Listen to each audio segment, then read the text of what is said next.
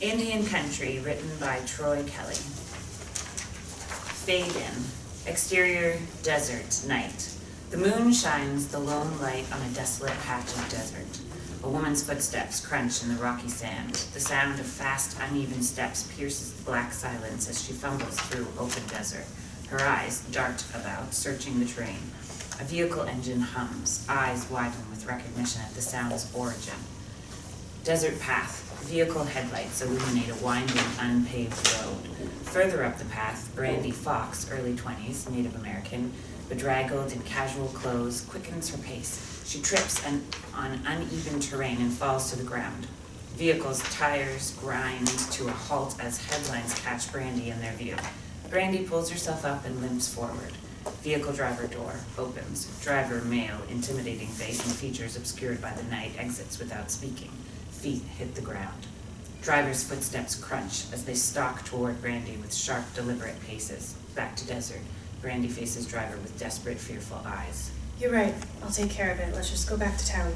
Brandy cowers. Driver towers over Brandy without response. Driver lunges toward Brandy with hands outstretched. No, please. Driver's hands grasp Brandy's neck, strangling her. Brandy grabs driver's wrist as she struggles, chokes, and gurgles. Driver brings Brandy's body to the ground, kneeling over her. The two silhouettes stand against the night sky, steps beyond the glare of headlights. Driver kneels over Brandy's body with hands around her neck for a moment after she stops struggling, giving a final, forceful shove to her throat before standing. Driver returns to the car, turns the car around, and drives away off the path onto a highway. In the distance, the lights of a small town stand against the black night. The car's headlights flash a road sign. Fort Apache, 10 miles. Exterior, Phoenix, Arizona, day, establishing. Phoenix wakes up with contrasting images, distant mountains, desert landscapes, and snarls of traffic on freeways. Exterior, Maricopa County Courthouse, day, establishing. Pedestrians and cars chug past the Art Deco building with no care for any trials taking place inside. Interior District Courtroom, day. Mr. Rawlings stares with anxious eyes. A bead of sweat rolls down his cheek. You look like you could use some water. The bead of sweat rolls further down Rawlings' cheek. Courtroom, Mr. Rawlings, 40s, office nerd, awkward, back straight and eyes wide in the witness stand, does not respond. Carter Jensen, early 30s, quick-witted, charming, and dressed in a tailored suit, postures behind a lectern in the courtroom well. Prosecutor, early 40s, male, overworked and underpaid, sits at his table. The judge observes. Jury watches from jury box. Carter patronizes Rawlings, putting on a show of kindness for the jury. He leaves lectern, picks up a water pitcher from the defense table, and fills water cup on the table. Carter's client, early 60s male, wealthy and slimy, sits at the defense table. Carter winks at client. Carter brings water to witness stand. Mr. Jensen, I'll remind you to request permission before approaching the witness. Carter's gaze remains fixed on Rawlings as he responds, intimidating Rawlings while placating judge. Yes, Your Honor. Carter leaves witness stand and returns to lectern. I'll repeat my question. Court reporter stops typing, awaiting Carter's question. You told the prosecutor you had the impression my client wanted you to transfer the funds in question, correct? Mr. Rawlings hesitates before every answer. Yes. So you were never, at any time, ever, told to do anything illegal by my client, were you? No, but... Just yes or no. For the record, were you ever specifically directed to do anything illegal? No. Carter condescends to Mr. Rawlings with self-satisfaction. Now, Mr. Rawlings, does the impression you mentioned satisfy the elements of the crime my client stands accused of? Objection, Your Honor. Calls for a legal conclusion. Prosecutor glares at Carter as Carter responds. Withdrawn. I am merely curious whether the witness understands the world of difference between his impressions and reality. Carter flashes a charming smile at the jury, mocking Mr. Rawlings and undermining prosecutor's objection. Carter impresses the jury. Some jurors even snicker at his comment. Your Honor. Just one question left, Your Honor, then I'm done with this witness. Go ahead. Carter directs laser-focused eyes at Mr. Rawlings. You're avoiding jail time in exchange for your testimony here today, aren't you, Mr. Rawlings? The jury watches rapt, awaiting Rawlings' response. Yes. Several jury members shift in their seats at the response. Carter's eyes shine and betray his delight at the jury's response. Behind him, client flashes a satisfied smile. Prosecutor frowns and furrows his brow. Nothing further. Interior courthouse hallway day. Client shakes Carter's hand and pats him on the shoulder. Two other men, similar in age and appearance to client, observe without speaking. All four men smile in a jocular manner. When Frank told me some young guy was handling my case, I was nervous, but he didn't steer me wrong. Just make sure you tell Frank the jury was eating out of the palm of my hand. About time they named a new junior partner. The group strides down the hall. Prosecutor exits courtroom. Carter and prosecutor make eye contact. I'll catch up with you guys. As client and cronies leave, Carter approaches prosecutor with insincere collegial intention. Good working with you. Right. Carter opens his mouth to speak, but stops and narrows his eyes as if to ask a question. Don't bother. Catch up with your client. Gotta celebrate after stealing millions and getting away with it. Carter shifts from pleasantries to smugness in an instant. Jury didn't see it that way. Just saw better lawyering. You convinced 12 morons who couldn't get out of jury duty that your client was innocent. He won, but that's not justice. Hopefully one day he gets what's coming. That'd be real justice. You get all preachy every time you get your ass kicked? Go fuck yourself, Jensen. Prosecutor stomps away. Carter stares gobsmacked for a moment before he rolls his eyes and shakes his head. Exterior courthouse exit and sidewalk. Day. Client and cronies exit courthouse and breeze by a homeless man slumped against the courthouse wall. Client and two men talk and laugh like overgrown fraternity brothers. Carter exits courthouse and sees homeless man. Homeless man, with a 1,000-yard stare, locks eyes with Carter. Carter sighs, squints ahead in the direction of client, reaches into his suit pocket, pulls out a $20 bill, and gives it to the homeless man without looking at him. Bless you. Carter nods, avoids eye contact, and walks away. Further up the sidewalk, Carter, jogging a bit, catches up to client and two men. Where are you guys headed to celebrate? Same place as you. Called Frank. Told him the good news. Said come by, have a drink. Interior Fisher and Associates conference room day. High-end modern chairs surround a large conference table scattered with champagne bottles and hors d'oeuvres trays. Carter and client sip champagne flutes along with a dozen other professional men and women, all smiling and talking. Frank Fisher, early 60s, distinguished, wearing a custom-made suit, taps a knife on his champagne flute. Everyone, if I could have a moment. Other than sipping champagne on my dime, we're here for a reason. A major acquittal. Frank leads the group in applause. Everyone in the firm worked on this one, but one man led the charge. Carter Jensen. Frank faces Carter and raises his glass in toast. Carter, your hard work, your energy, keep paying off. Carter smiles at Frank and raises his glass. To Carter. All present drink champagne and applaud. Looks like junior partner is in your future sooner than later. With the size of my bill to keep you out of prison, it better be. Client laughs and sips champagne. Frank approaches. Gentlemen, enjoying your drinks? Not the best champagne we've ever had, right, Frank? Listen, I hate to run, but dinner with the wife. Of course. Golf Thursday. Client nods, gulps glass of champagne and leaves. Frank, Carter, I meant what I said. Couldn't have done it better myself. You're something in the courtroom. I have a flair for the dramatic. What you've done for me, for the firm, I don't trust a lot of people, and I trust you. I put a meeting in for us early next week. Let's talk about your future. Thank you, Frank. Everybody listen up. Agent Malcolm James, late 30s, commanding and authoritative, if not menacing, leads a group of FBI agents in field jackets. Guests freeze in stunned silence. I am Special Agent Malcolm James of the Federal Bureau of Investigation. We are here to execute a search warrant. I beg your pardon, what is this? Frank Fisher? Yes, I'm the managing partner. Agent James and fellow agents stalk toward Frank. Frank Fisher, you are under arrest for insider trading, wire fraud, and money laundering. Take him outside and read him his rights. Agent leads Frank away with handcuffs ready in one hand. What? Frank, don't say a word. You are out of your mind. You can't just barge in here like this. Where's your arrest warrant? Agent James hands Carter an arrest warrant. You're not the only one who knows the law, Mr. Jensen. Carter snatches the arrest warrant and stops reading it when it registers. Agent James addressed him by name. He looks at Agent James with a question in his eyes. I didn't bring an arrest warrant for you, yet. Agent James hands Carter his business card and steps away to attend to other business. Carter stares at the card in disbelief. Exterior, FBI Field Office Phoenix, Arizona, day establishing. Flags flap in the wind in front of the modern building. Interior FBI field office bathroom day. Carter rubs his hands under running water at a sink. He splashes water on his face and looks in the bathroom mirror, staring at himself, his eyes sunken. As water drips off, he exhales, wipes the water from his face with a rough swipe, and steels himself. FBI interview room day. A small rectangular table and 2 small chairs furnish the room. Inside one wall, a 2-way mirror reflects Carter's image without revealing the other side. Carter sits and stares at the door with furrowed brow. Agent James enters carrying a thick file folder.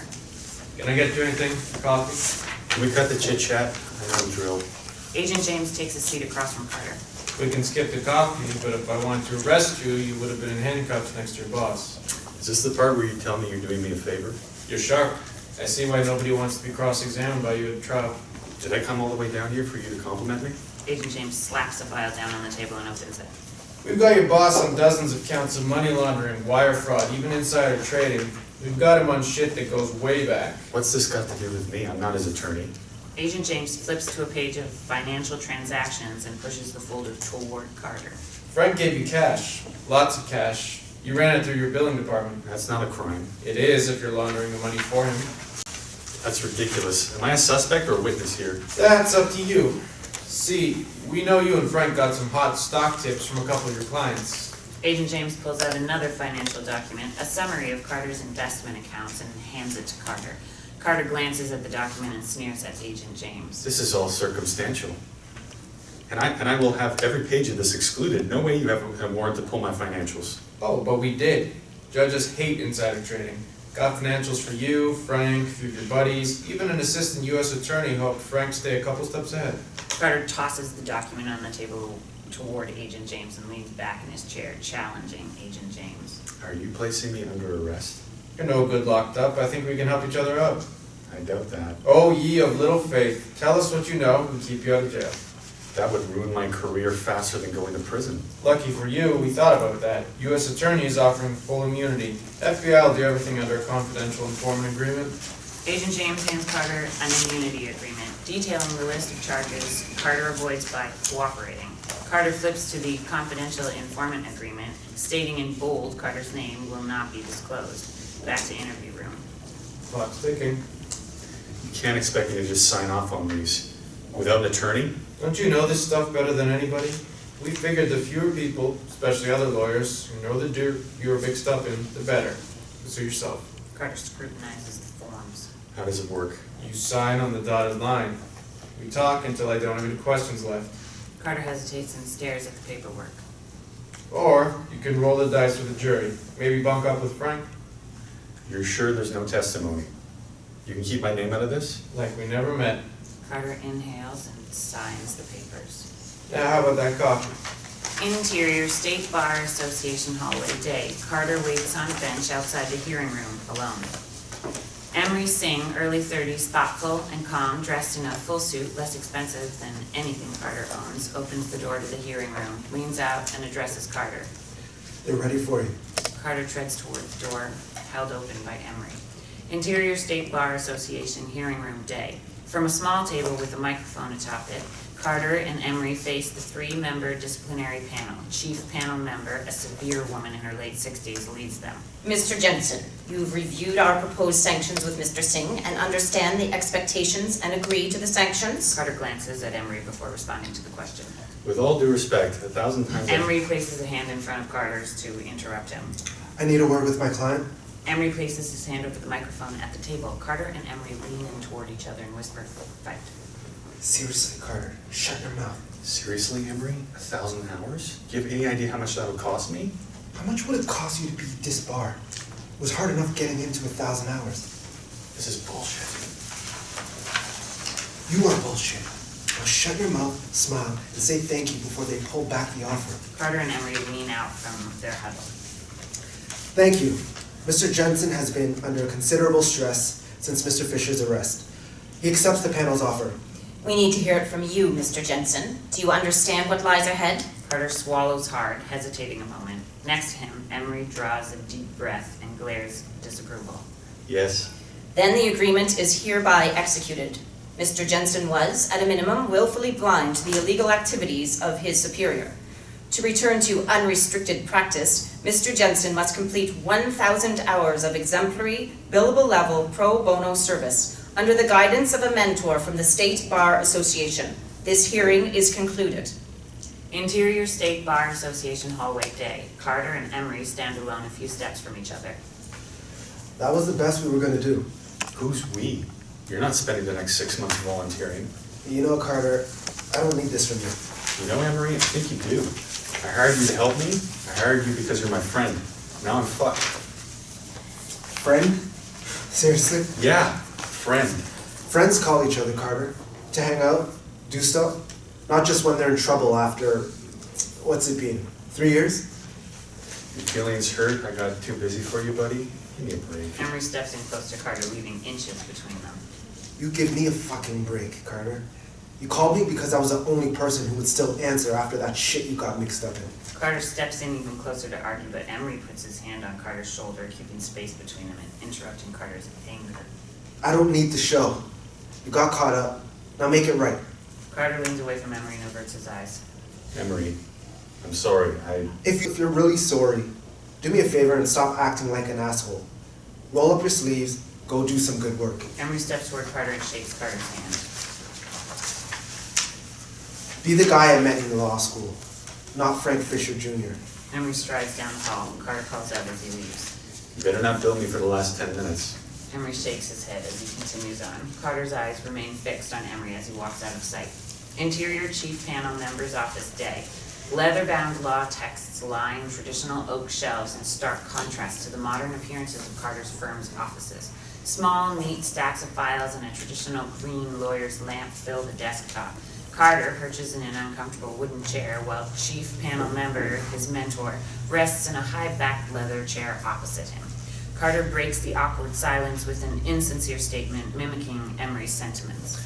I'm really looking forward to rolling up my sleeves and doing some good pro bono work. Chief Panel Member speaks to Carter with detached distaste. We have a case ready for you. The federal defenders had a conflict. The defendant has been a bit difficult. You won't be the first attorney on the file. What kind of case is it? Murder. Carter does nothing to mask his surprise at the response. Murder? I've never done a murder case, not even as a clerk. I specialize in white collar. Not many white-collar defendants need indigent defense counsel. Of course, I just want to be competent to serve. I'm sure my skills can be put to better use. I'm sure your skills are flexible. The defendant's name is Ronnie Ironshield. Jurisdiction is federal. Indian country. Carter questions the anachronism of the term. Indian country? Seriously?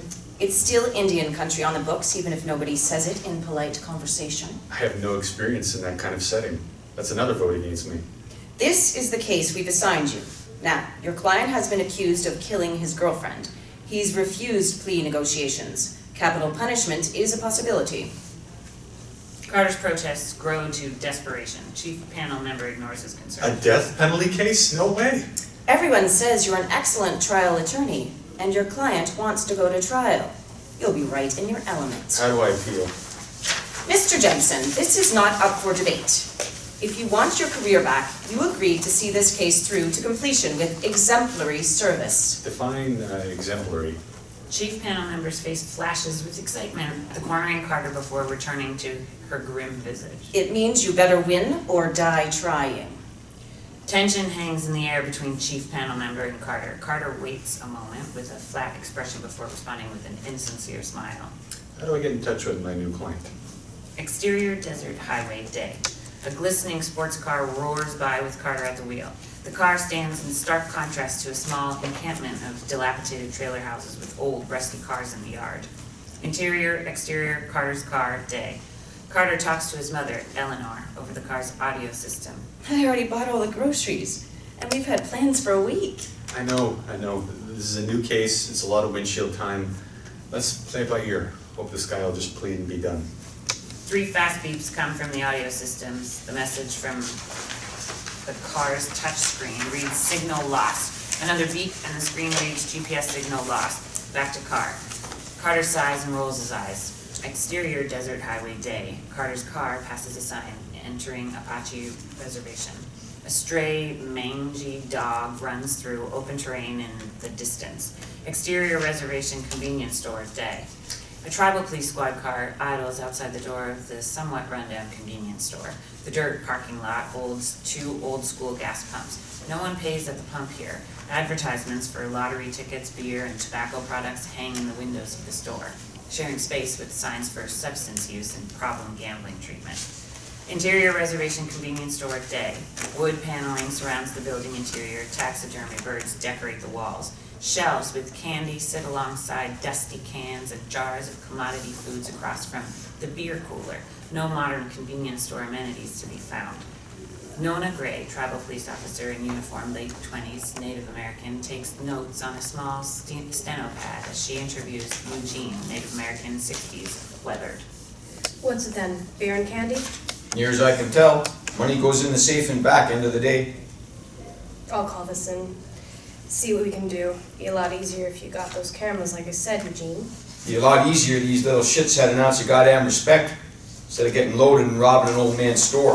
Above the front door, a bell dings as Carter enters. Nona and Eugene stop talking and look with a mix of confusion and suspicion at the stranger in a tailored suit. A frustrated Carter scans the store's interior with scorn and stays near the door. Nona, sensing his derision, approaches. I'm looking for the Federal Holding Center. Must have missed a turn somewhere. Backtrack down 73, this road right out here. Turn about 30 miles, head north on 60. I lost GPS an hour ago. Felt like I drove forever through this middle of nowhere before I saw this place. The bell above the door dings again. Benny, early 50s, Native American, stumbling, intoxicated, walks in, almost bumping into Carter as he stumbles. Carter draws his arm away with a sharp jerk and looks at Benny with disdain. Whoa, Benny. Just need something to drink. Nona puts a light hand on Benny's chest. Sounds like you've had plenty. Hold tight. I'll take you home. Carter stares at Benny, somewhere between disbelief and contempt. Nona catches his expression. Carter sees he's caught. Is there a working phone I could use? Better call and let them know I'm still coming. Benny staggers sideways, almost falling, but Nona catches him and props him up. She loses patience with Carter's condescension. Believe it or not, we even got electricity and running water. Eugene, can this guy use the phone so he can be on his way? Eugene's contempt for Carter's attitude matches Carter's own. Phones for customers. Exterior Federal Holding Facility parking lot day. Carter's car pulls into visitor parking. Interior, exterior, Carter's car day. Carter flips through a case file, giving little attention to most documents. He lingers on Ronnie's charging document, outlining evidence against Ronnie. Back to Carter's car. Carter tosses his head back against the headrest and throws the file on his passenger seat, where a photo of Brandy's body in the desert slides out and displays the worst piece of evidence. Redacted documents slide out behind the photo. Back to Carter's car. Carter shakes his head at the sight of the body photo. He reaches to passenger seat and flips the file over, hiding the photo of Brandy's body. Interior Federal Holding Facility lobby day. Carter checks in at the visitor's entrance, greeted by entry guards standing behind the bulletproof glass. A bank of security monitors plays correctional images behind entry guard. Here to see Ronnie Ironshield. Bar card? Carter pulls his bar association ID from his coat pocket. Entry guard slides a small drawer from below the bulletproof glass and Carter drops his card in. Interior Federal Holding Facility Security Checkpoints Day. Carter puts his briefcase on a metal detector conveyor belt. A guard searches Carter with a metal detection wand. Another stamps Carter's wrist with a black light ink stamp. A different guard leads Carter through a small sally port, secured metal doors on either side. Static squawks from the guard's radio. The door buzzes. Guard leans in to open it. Carter displays his hand under a black light for inspection to ensure he received proper clearance earlier in the process. Carter and a final guard stand outside the interview room. The door buzzes as the control room opens again. Interior Federal Holding Facility Interview Room Day. Sandstone blocks form the windowless, claustrophobic room's walls. A fluorescent light buzzes overhead. The reinforced steel door contains a small window slot. A call button rests inside the wall next to the door. A red light blinks on the ceiling-mounted security camera. A small rectangular plastic table and 2 small plastic chairs on the table's longer sides furnish the small room. Carter sits facing the door.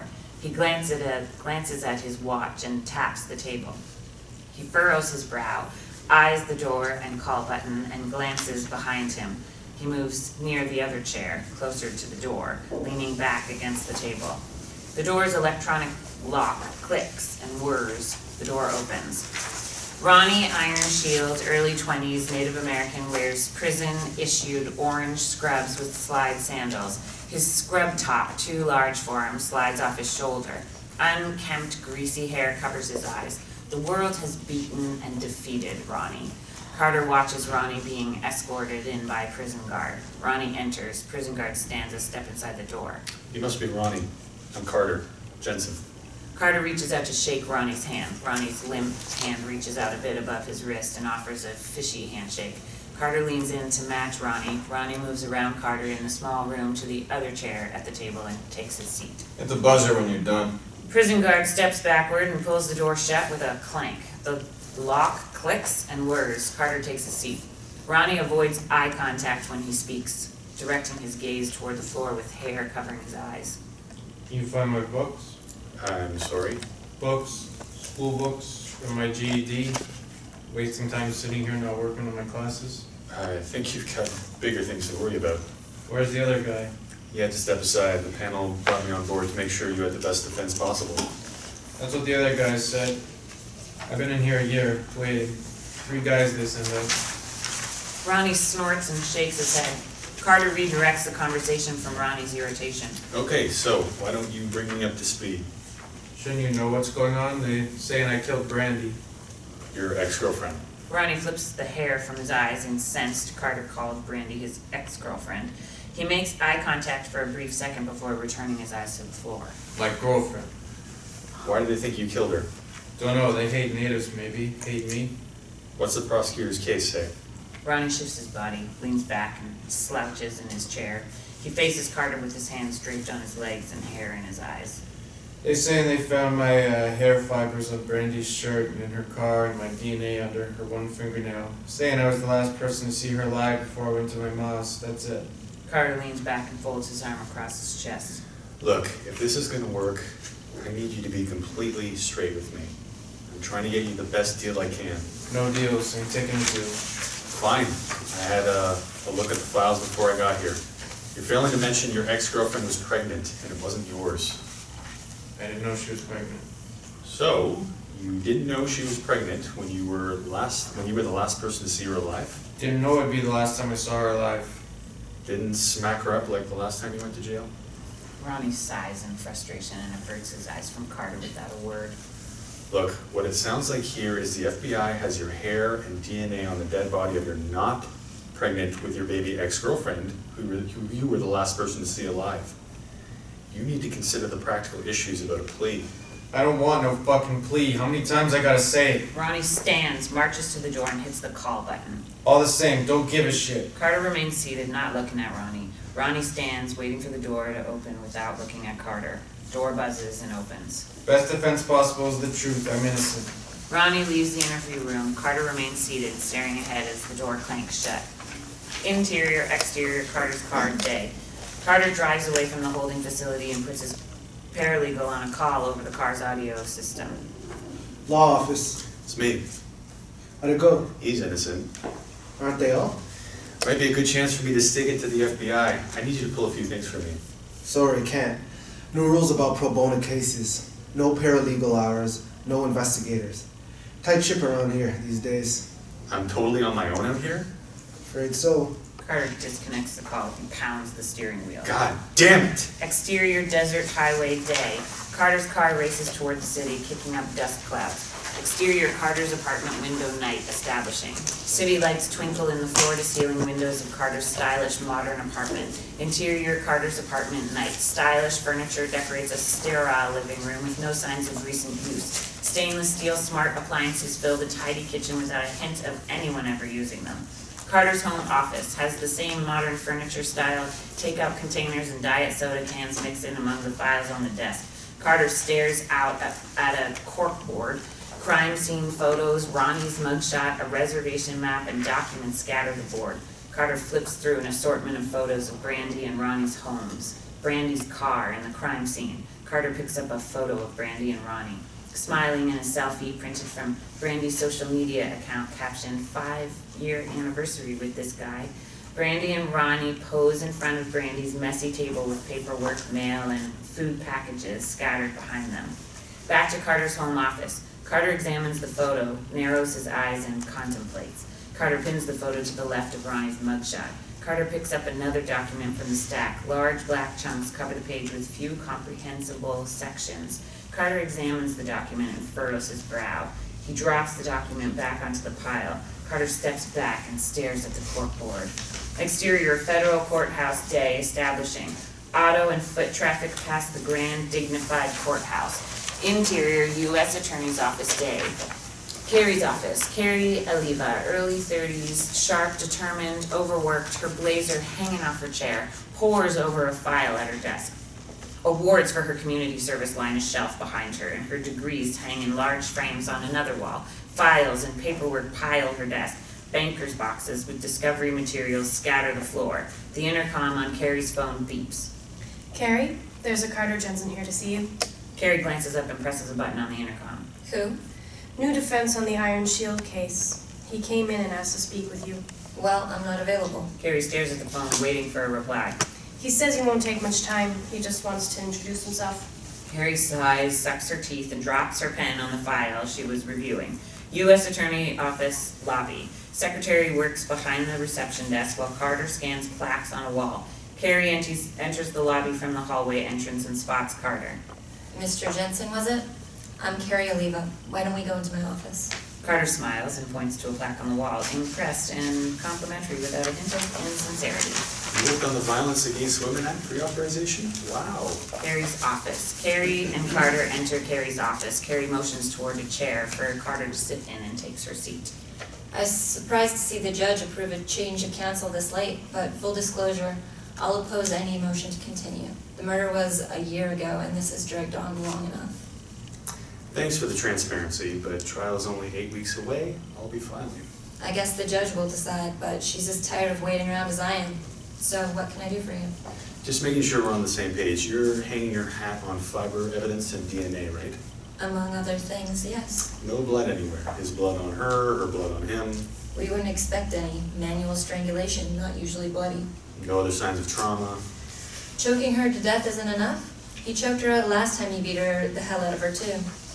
Kari leans forward, interlacing her fingers on her desk. Just so we're on the same page, everything points to your client. Kari and Carter stare at each other. Everything you have is explained by their relationship. Your evidence is paper thin. I have to ask, why are you charging this out at all? What we have, Mr. Jensen, is persuasive physical evidence that directly links your client to the victim, witnesses that put them together shortly before the murder, and a cause of death consistent with Mr. Ironshield's previous assaults on Miss Fox. As for their relationship, your client probably didn't think it was terribly romantic when he found out his girlfriend was pregnant with someone else's baby, so he decided to kill her once and for all. Seems like a lot of reasonable doubt for me to play with. This isn't a game. This isn't you proving you're the smartest guy in the room. This is a murder.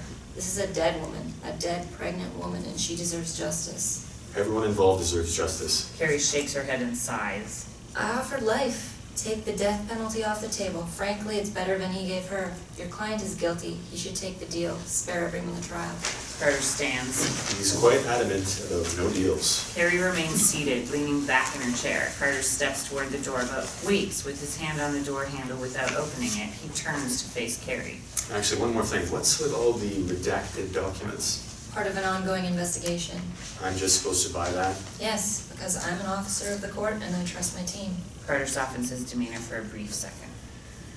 I read your law review article about sentencing in Indian country. Impressive work. Figured you'd beat the whole. Nice to know I was wrong, I think. Carter and Kari smile despite their adversarial positions. See you in court. Carter leaves, shutting the door behind him. Kari remains seated, lets out a heavy sigh and stares ahead. Interior Federal Courthouse Hall, day. Kari clips toward the courtroom with an armful of files and a full bag of files on her shoulder.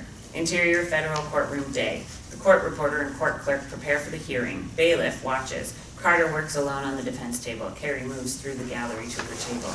Carter turns in his chair to greet Kari. Miss Aliva, how's the dutiful public servant this morning? Kari places her materials on her table and organizes them while she and Carter banter. People in your office must find you very hard to work with. You weren't kidding about that motion to continue. I wrote it before I stopped by. Motion to compel too. All rise. The Honorable Judge Sophia Quintanilla presiding. Carter rises, Kari remains standing, and they look toward the bench as Judge Quintanilla, a serious-looking woman in her mid-50s, enters the courtroom from her chambers. Judge Quintanilla strides to her bench and takes her seat. Please be seated. Everyone except bailiff sits. Judge Quintanilla looks down on the courtroom from her bench. We will go on the record. Defendant has motioned to continue the trial to a later date. The government has opposed the motion. The court finds the government's argument more persuasive. Inconvenience to the defendant isn't enough to move a trial date that has been pending for months. Motion denied.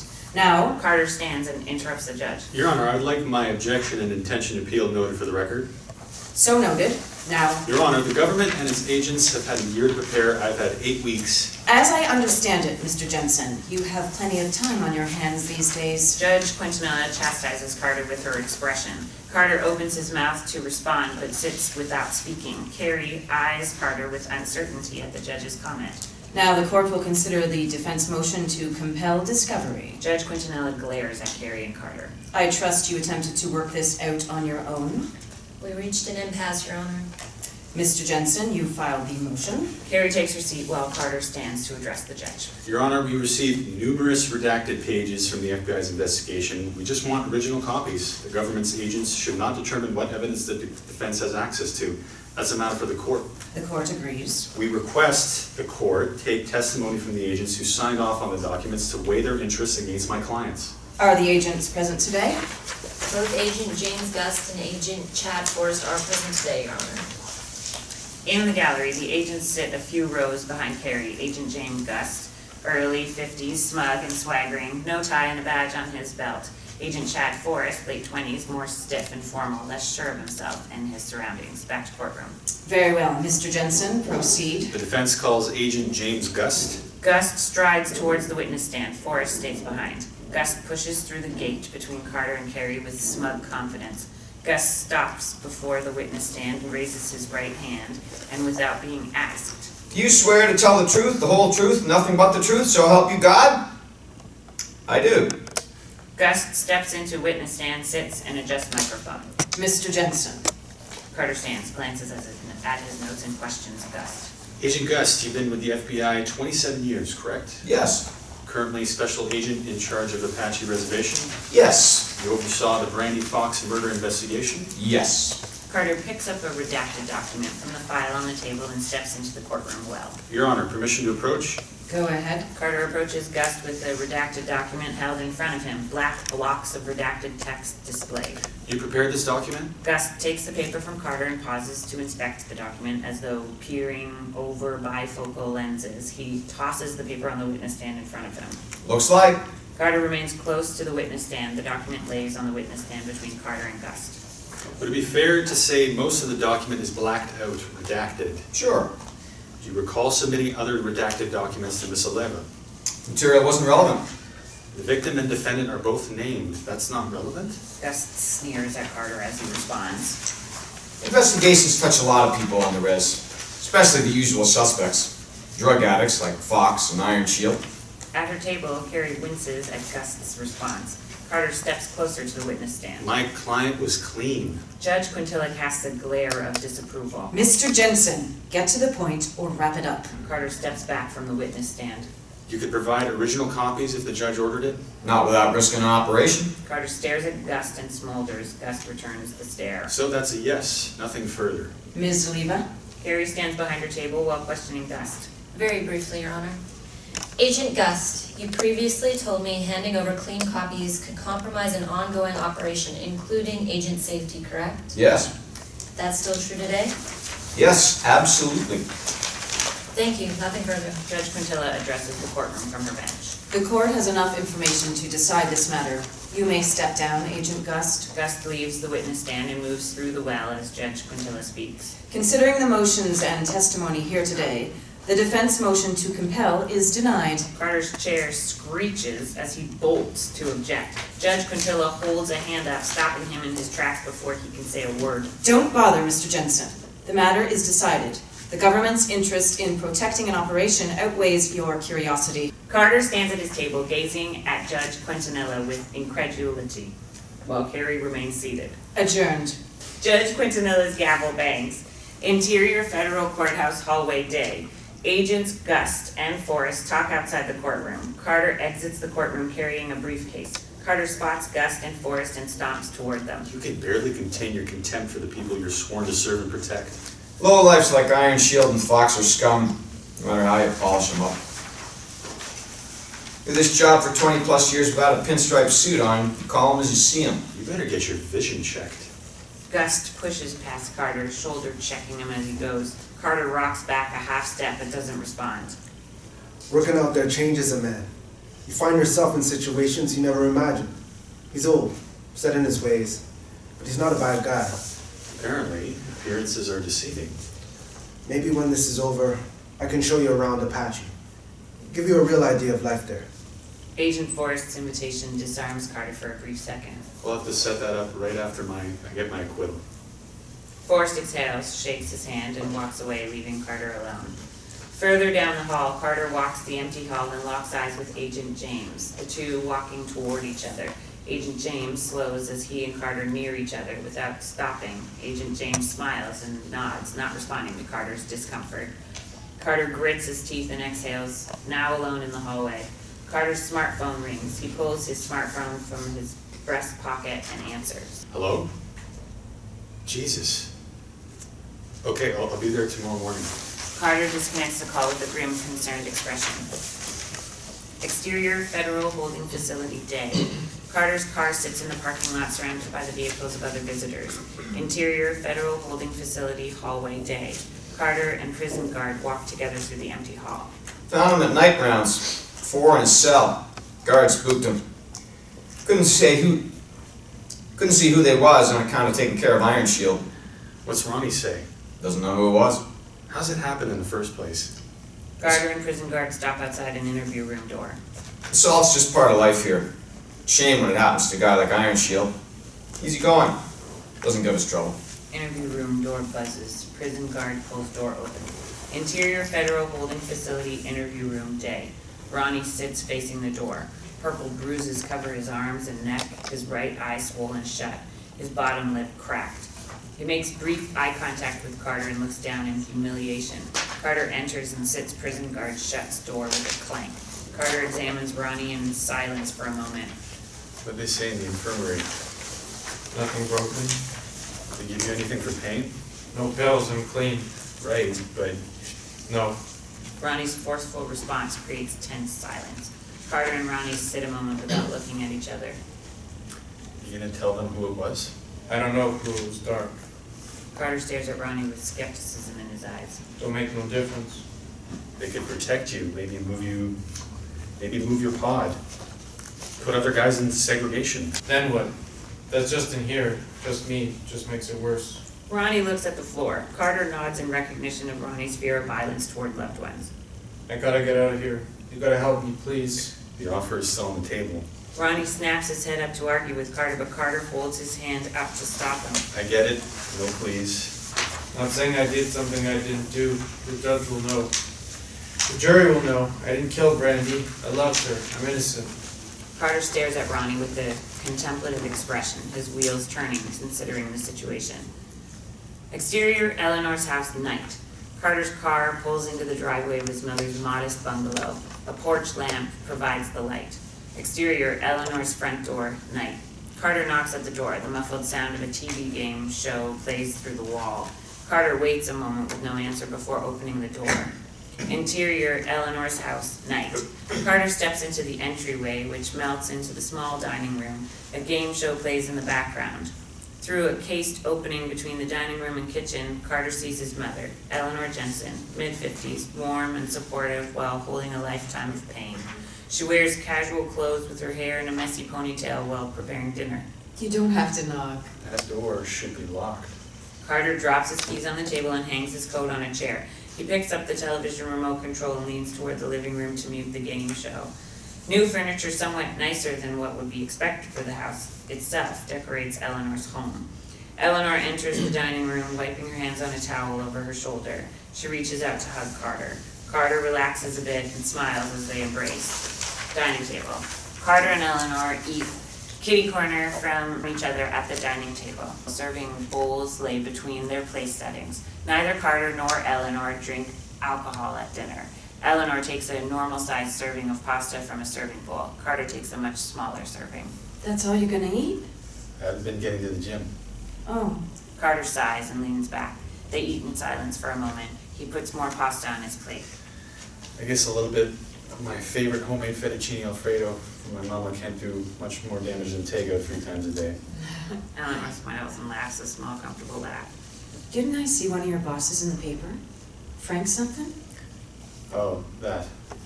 It's nothing. You know how the media exaggerates. Eleanor side-eyes Carter with quiet suspicion.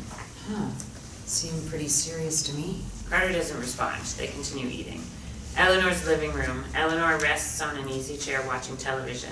Carter sits on the couch staring ahead. A different game show plays in the background. The game show cuts to commercial. Carter stands and glances at a group of photos on the mantel. He picks up Carter Sr.'s portrait. A 17-year-old Carter wears thick glasses, an outdated sweater, and bad hair. Carter shakes his head with an embarrassed smile. Back to Eleanor's living room. God, I hate this picture. I think you look nice. Eleanor looks at Carter and smiles. Carter rolls his eyes with a playful grin. Carter puts the photo back on the mantel and picks up Carter's family graduation photo. Carter, same age as previous photo, wears a graduation cap and gown with the same bad glasses. A younger Eleanor on one side of him, a man of similar age to Eleanor on the other. Back to Eleanor's living room. I don't know why you keep this up. It was a big day. We were happy. Eleanor's living room mantel. Carter replaces the photo. Carter's adult face reflects in the glass over the photo. Back to Eleanor's living room. Carter stands while Eleanor remains focused on the television. She doesn't look at him when she responds. Have you heard from... Nope. You haven't tried to... Why would I? Best thing I ever did was getting out of there. Carter glances at his watch. I should get going. Carter leans down to kiss Eleanor on the cheek. How's that new case going? It's fine. Does it scare you? Being alone with a murderer? No. I mean, he says he didn't do it. I think I believe him. Eleanor gets up from her chair. Carter and Eleanor step toward the entryway. Well, if he didn't do it, he's got the best in the business on his side. Eleanor's entryway. Carter looks at his feet for a brief second, holding the truth of his situation back from his mother. He turns around, gives a half-hearted smile, and hugs Eleanor again. I'll call you tomorrow. Love you. Love you too. Carter leaves the house. Eleanor stares at the door with a half-troubled expression for a moment after he leaves. Interior, Carter's home office night. More diet soda cans litter Carter's desk, and an exterior monitor glows with documents on screen. Carter draws a plus sign on a post-it and sticks it between the photo of Brandy and Ronnie's mugshot. Carter draws a not equal sign on a new post-it. He places it between Ronnie's mugshot and a photo of Brandy's body. Carter stares at the corkboard equation. Carter draws a question mark over an entire full-size piece of paper. He pins the paper over Ronnie's mugshot.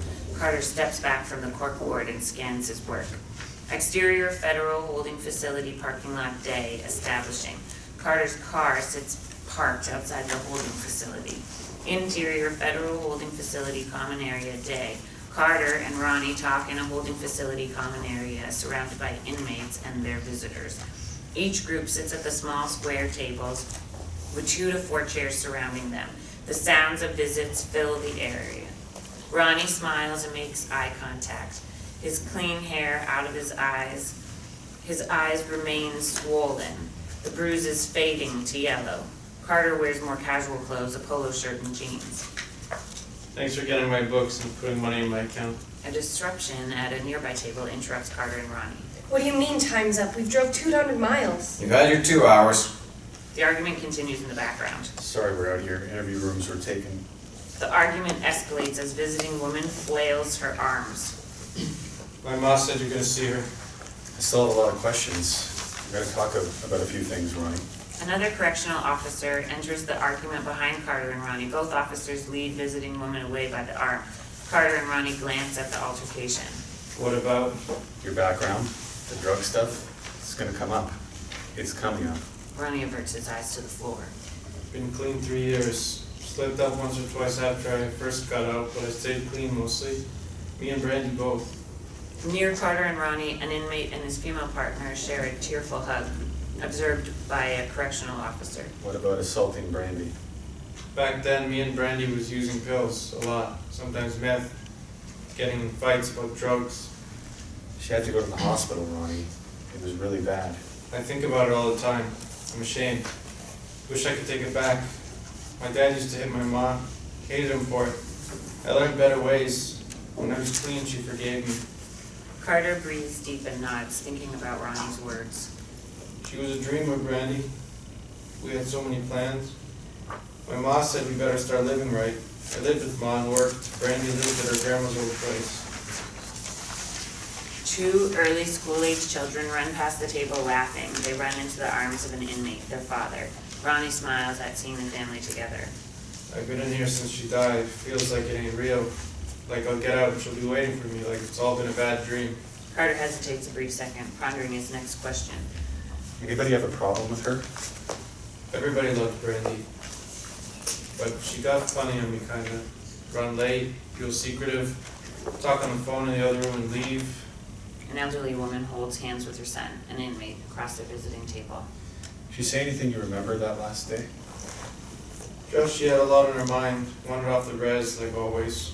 An inmate and another adult man share a backslapping hug. What about Agent Gust? You have a problem with you two? Most cops used to. Correctional officer approaches the table. You fellas almost done?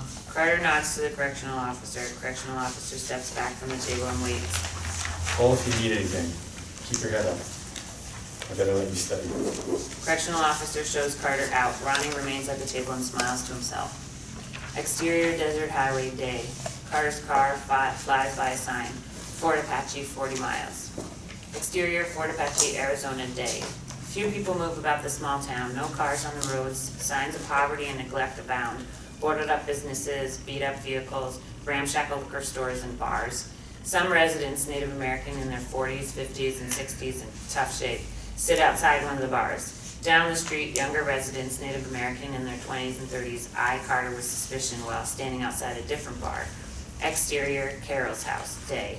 A few miles outside Fort Apache, Carter pulls in front of a trailer house, old but well kept, small wooden sheds in the disrepair stand behind. Chickens shuffle through the yard.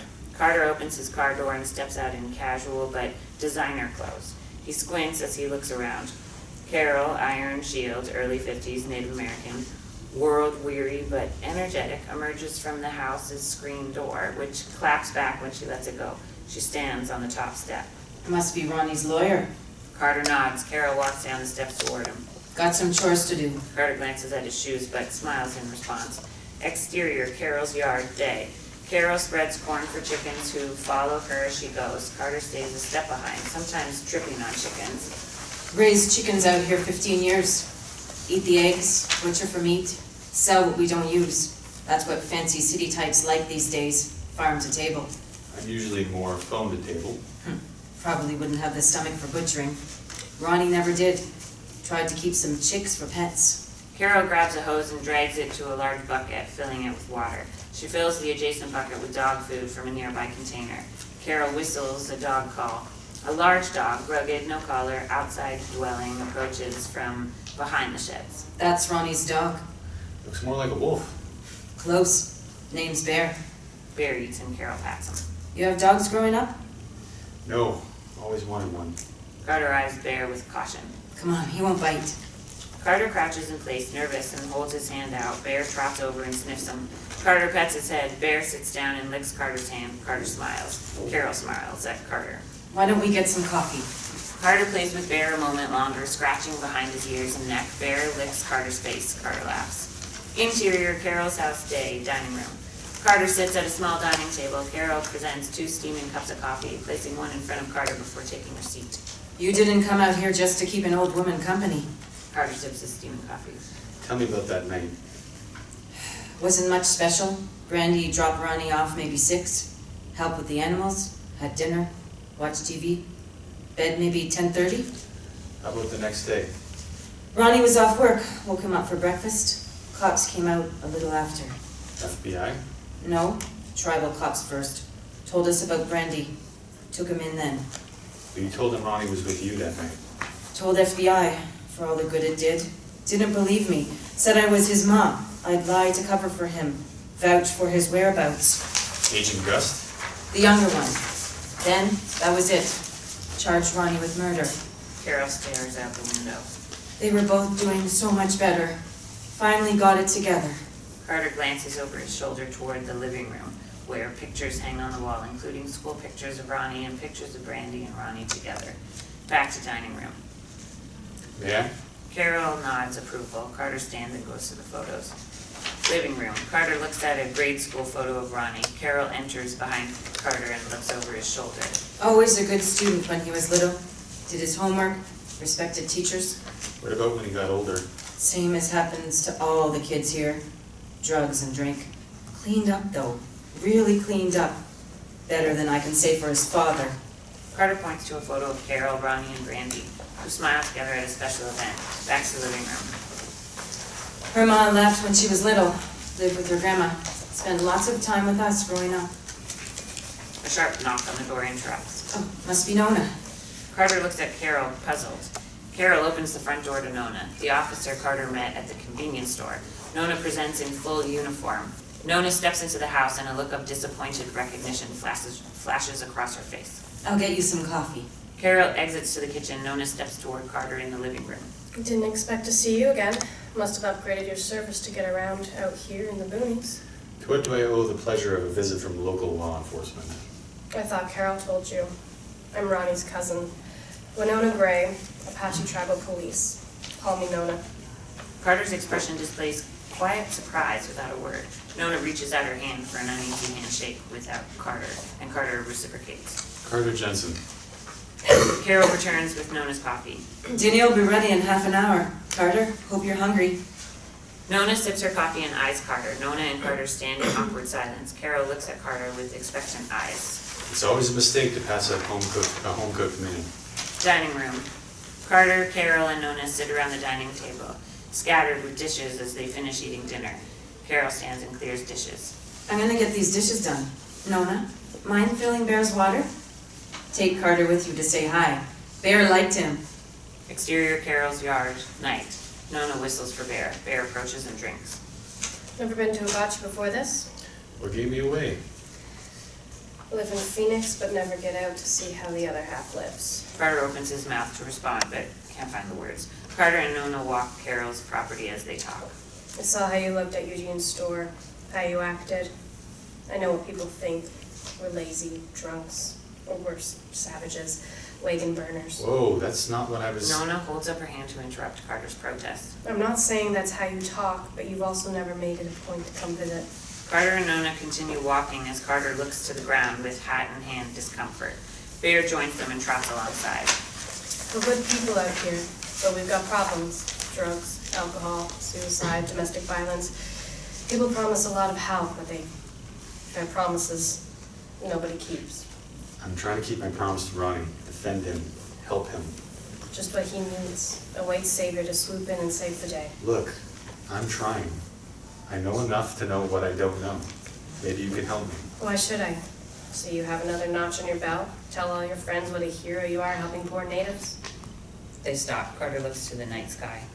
Something just doesn't add up. If I had never met Ronnie and just saw the evidence, I'd say he's guilty. Now I'm not so sure, but I need more. Nona steps away from Carter. Carter catches up. Carter and Nona saunter toward Carol's house. Bear follows. Ronnie said Brandy started being secretive, out of character. Was she using again? I don't think so, no. Randy and Ronnie used to run with a tough crowd. Made a lot of people sore when they cleaned up. Anyone in particular? A few. One guy in particular, yeah. Did you talk to Gust about it? Jim Gust doesn't care what Native women tribal cop has to say. Carter and Nona arrive at the house's steps. Nona steps onto the first step. Carter looks up at her from the ground. Bear lays down by Carter's feet. What's his story? He's an asshole. Out here 18 years, divorced, no kids, can't keep a partner. Pushes tribal cops around, pushes natives around in general. Carter shakes his head in vague disgust at Nona's description and crouches to pet Bear. Carol opens the front door and cracks the screen door open. Gonna stay out here all night? The light from inside the house shines on Nona and Carter. I should get going. Work tomorrow. Me too, actually. I won't drive back. Night, Carol. Nona steps down onto the ground and heads to her squad car. Carol climbs down the stairs to the ground next to Carter. I have something for you. We've already been so generous. I really can't accept gifts. Shh. Carol smiles at Carter. She grabs Carter's hand and places an artifact stone arrowhead in his palm. You are fighting for my son. Take this for the battle. Carter stares at the arrowhead. Carol smiles determination and encouragement at Carter and goes inside. Carol's yard's near cars. Carter catches up to Nona as she opens her squad car door. Hang on a sec. Tell me about this other guy. Nona leans her arm on the top of her squad car door, keeping the door open between her and Carter as she talks. Damon White Owl. Rap sheet long as my arm. Crush on Brandy forever. Messed Ronnie up a few times or two. Tried to scare him off. Where can I find him? Probably Jerry's Tavern. Is most nights anyway. Can you take me there? Nona snickers at Carter's request. Exterior, Jerry's Tavern night. Well, I can't go in uniform or my squad, and you're gonna have to loosen up if you want to go in there. Carter's car pulls into the small bar's gravel parking lot, conspicuous amongst the beat-up vehicles already there. A group of 3 men stand outside the bar's door, furtive in their movements, suggesting an open-air drug deal. Neon signs glow in the bar's windows, and muffled country music plays inside. Interior, Jerry's Tavern night. Some people dance, some talk at tables, and some lone, intoxicated men lean on the bar rail in the half-full bar. Native American patrons populate the establishment. Country music plays from a jukebox speaker.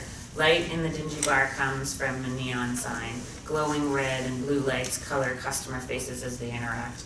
Behind the lone bartender, liquor bottles, the only hints of anything purchased after the 70s or 80s, line mirrored back shelves. Nona and Carter enter with Nona leading, eyeing the crowd. Nona wears street clothes with her hair down, revealing a feminine quality not present in her uniform. Carter tries for casual, untucked shirt, sleeves rolled and watch gone. Carter and Nona move to the end of the bar, furthest from the dance floor. Bartender leans into Carter and Nona. Something to drink? Beer. Just diet soda? All we got's regular. Just the water then. Bartender leaves to get drinks. I told you to try to blend. I don't drink and drive, officer. On the dance floor, Damon White Owl, mid-20s, Native American, rough, imposing, wearing baggy jeans and a football jersey, fumbles behind Dancing Woman. Dancing Woman, tipsy, laughs and plays along. Back at the bar, bartender returns with drinks. Nona lays cash down. She picks up her bottle and points as she takes a sip. Big guy out there dancing. That's him, Damon. On the dance floor, Dancing Woman faces Damon as they dance and flirt. Back at the bar, Carter and Nona look on. On the dance floor, Angry Man approaches Damon and Dancing Woman, pointing and yelling, but inaudible over music. Dancing Woman steps away from Damon. Angry Man points and yells at Damon. He grabs Dancing Woman behind the arm and storms away. Back at the bar, Nona watches the dance floor interaction with nervous anticipation of a fight breaking out. On the dance floor, Damon shoves Angry Man in the back and yells at him. Scared now, Angry Man and Dancing Woman continue walking with faster paces, otherwise not acknowledging Damon. Damon stomps to the restroom. At the bar, Carter sips his water and puts the cup down. I'm gonna talk to him. Carter marches away from Nona before Nona can speak. Nona shakes her head, rolls her eyes, and takes a sip from her bottle. Interior, Jerry's Tavern bathroom night. The grimy bathroom needs cleaning. The overhead fluorescent light flickers. Damon stands at the urinal. In the small bathroom with one urinal, one toilet, and a sink with a broken mirror above it, Carter steps to the sink. Carter washes his hands and inches away from Damon, who finishes his business. Carter scans for paper towels and wipes his hands on his pants in their absence. He steps back between the sink and the door, and Damon steps in to clean up. Damon turns to leave, but Carter stands in front of the door. You a cop? Walked in with Nona Gray. Good eye. Not a cop. Lawyer. Carter Jensen. Heard you might be able to help me answer some questions about Brandy Fox. Damon moves in close to Carter face to respond. I ain't helping you with shit or that dumb bitch. Damon reaches around Carter for the door handle. Carter takes one step to the side to block his exit. That's some way to talk about a dead woman. Brandy was a snitch and a fucking whore. Damon grabs the door handle and pulls, but it opens only an inch or two as Carter blocks it. Help me out here, man. Damon pushes Carter into the door. Damon grabs Carter, stunned from the push, by the shirt and throws him to the side through the open door of the toilet stall. Carter slumps against the wall but stands. Damon steps into the stall. Stay the fuck out of here, white man. Don't stick your nose where it don't belong. Damon punches Carter twice in the abdomen. Carter doubles over on his knees, coughing. Damon kicks Carter 3 times in the stomach and once on the butt. The final kick splays Carter on the ground. Stupid asshole. Damon exits while Carter lies on the grimy ground trying to catch his breath. Interior, Jerry's Tavern night. Damon stalks out of the bathroom with an enraged face. Nona doesn't betray her concern as Damon clomps out past her. Interior, Jerry's Tavern bathroom night. Nona flings the bathroom door open and sees Carter almost unconscious, lying on the ground. She kneels beside him. Shit. Interior, Nona's house day. Living room. The sun peeks through the blinds covering the windows over the modest couch where Carter sleeps in his clothes from the night before. He awakens, eyes closed, to sounds of breakfast preparation. Carter opens his eyes and recognizes he isn't at home. He shoots up, broad straight, on the couch and winces in pain, gasping his left side. Nona speaks to Carter from the kitchen, where she pours 2 cups of coffee. Easy, tough guy. Too bad you don't drink. Living room, Carter offers a weak smile. Nona enters and hands Carter a cup of coffee. Might have softened the blow a bit. Jesus, that guy's a lunatic. What time is it? 7:40. Shit, I need to get home. Carter stands with a groan and troublesome pain. Probably not for a couple of days. What do you mean? Your car was messed up pretty good last night when we left. Broken windshield, slashed tires. A buddy let me use his car to get you here. You were pretty passed out. Love working when I'm off duty. Jesus Christ. Well, go arrest Damon. Sweat him about Brandy's murder. When you know it, nobody saw anything. Fuck. I didn't know that car was mine. Nona stares at Carter with arched eyebrows as if to ask, seriously? Right, and it's just too muddy if you pick him up for assaulting me. Almost like you got a law degree. Carter eases back down to the couch. Nona joins them. Repair shop said the car'd be a couple days at least. They don't keep a lot of foreign luxury car parts on hand. Tow to Phoenix is out of question. Carter rubs his hand over his forehead and down his face. There's a hotel at the casino here, right? Yeah, Brandy used to work there. I'll stay there, use the time to poke around. Danny called Brandy a snitch and a whore. That mean anything to you? Nona looks down into her coffee cup and hesitates. Rumor was Brandy helped with the feds out a time or two. Save her own neck. Tried looking into it myself. Got nowhere. How many people knew that rumor? A few. Carter takes a gulp of coffee and puts the cup down. Can you take me to the hotel? Exterior, Brandy's house day. Nona's squad car pulls up in front of a rundown trailer house with no people, animals, cars, or activity in sight. Nona and Carter sit in front of the car, and together, Nona in a uniform and Carter in yesterday's clothes. I have to work. I was thinking maybe you could tag along. See the sights? Nona and Carter exit the squad car. Brandy's old place. I thought Brandy lived with her grandmother. Her grandma died a few years back. 2 neighbor children run up and stop to look at the law enforcement activity and the stranger. The children wear tattered clothing and have dirty faces. One waves at Nona. Nona waves back and smiles. Nona and Carter walk toward the house. They walk up the stairs to the door. Nona pulls out a key and inserts it in the door lock. You have a key? Nona unlocks the door and pushes the door open. Interior, Brandy's house, day. Nona and Carter walk into the small entryway that gives way to the main living space. A half wall divides the living room from the kitchen and dining room. A mess of paperwork lies on the dining table. Other items scatter the house as though someone lives there. When her grandma died, Brandy got the house, and Brandy died without a will. As you can imagine, I asked the tribe if I could take it over. It just sits vacant? I don't know what to do with the place. I kept it like it was because it doesn't feel really over. Doesn't seem right to just throw her stuff away. Nona rests her hands on the half wall and looks away from Carter out the window. I don't remember seeing anything from her house in the evidence list. Any pictures, any reports? Nona stares out the window and she responds with a disappointed, if not resigned, voice. FBI never came here. That doesn't make any sense. This is Apache reservation. It doesn't have to make sense. What did you find when you searched it? Never did. Why not?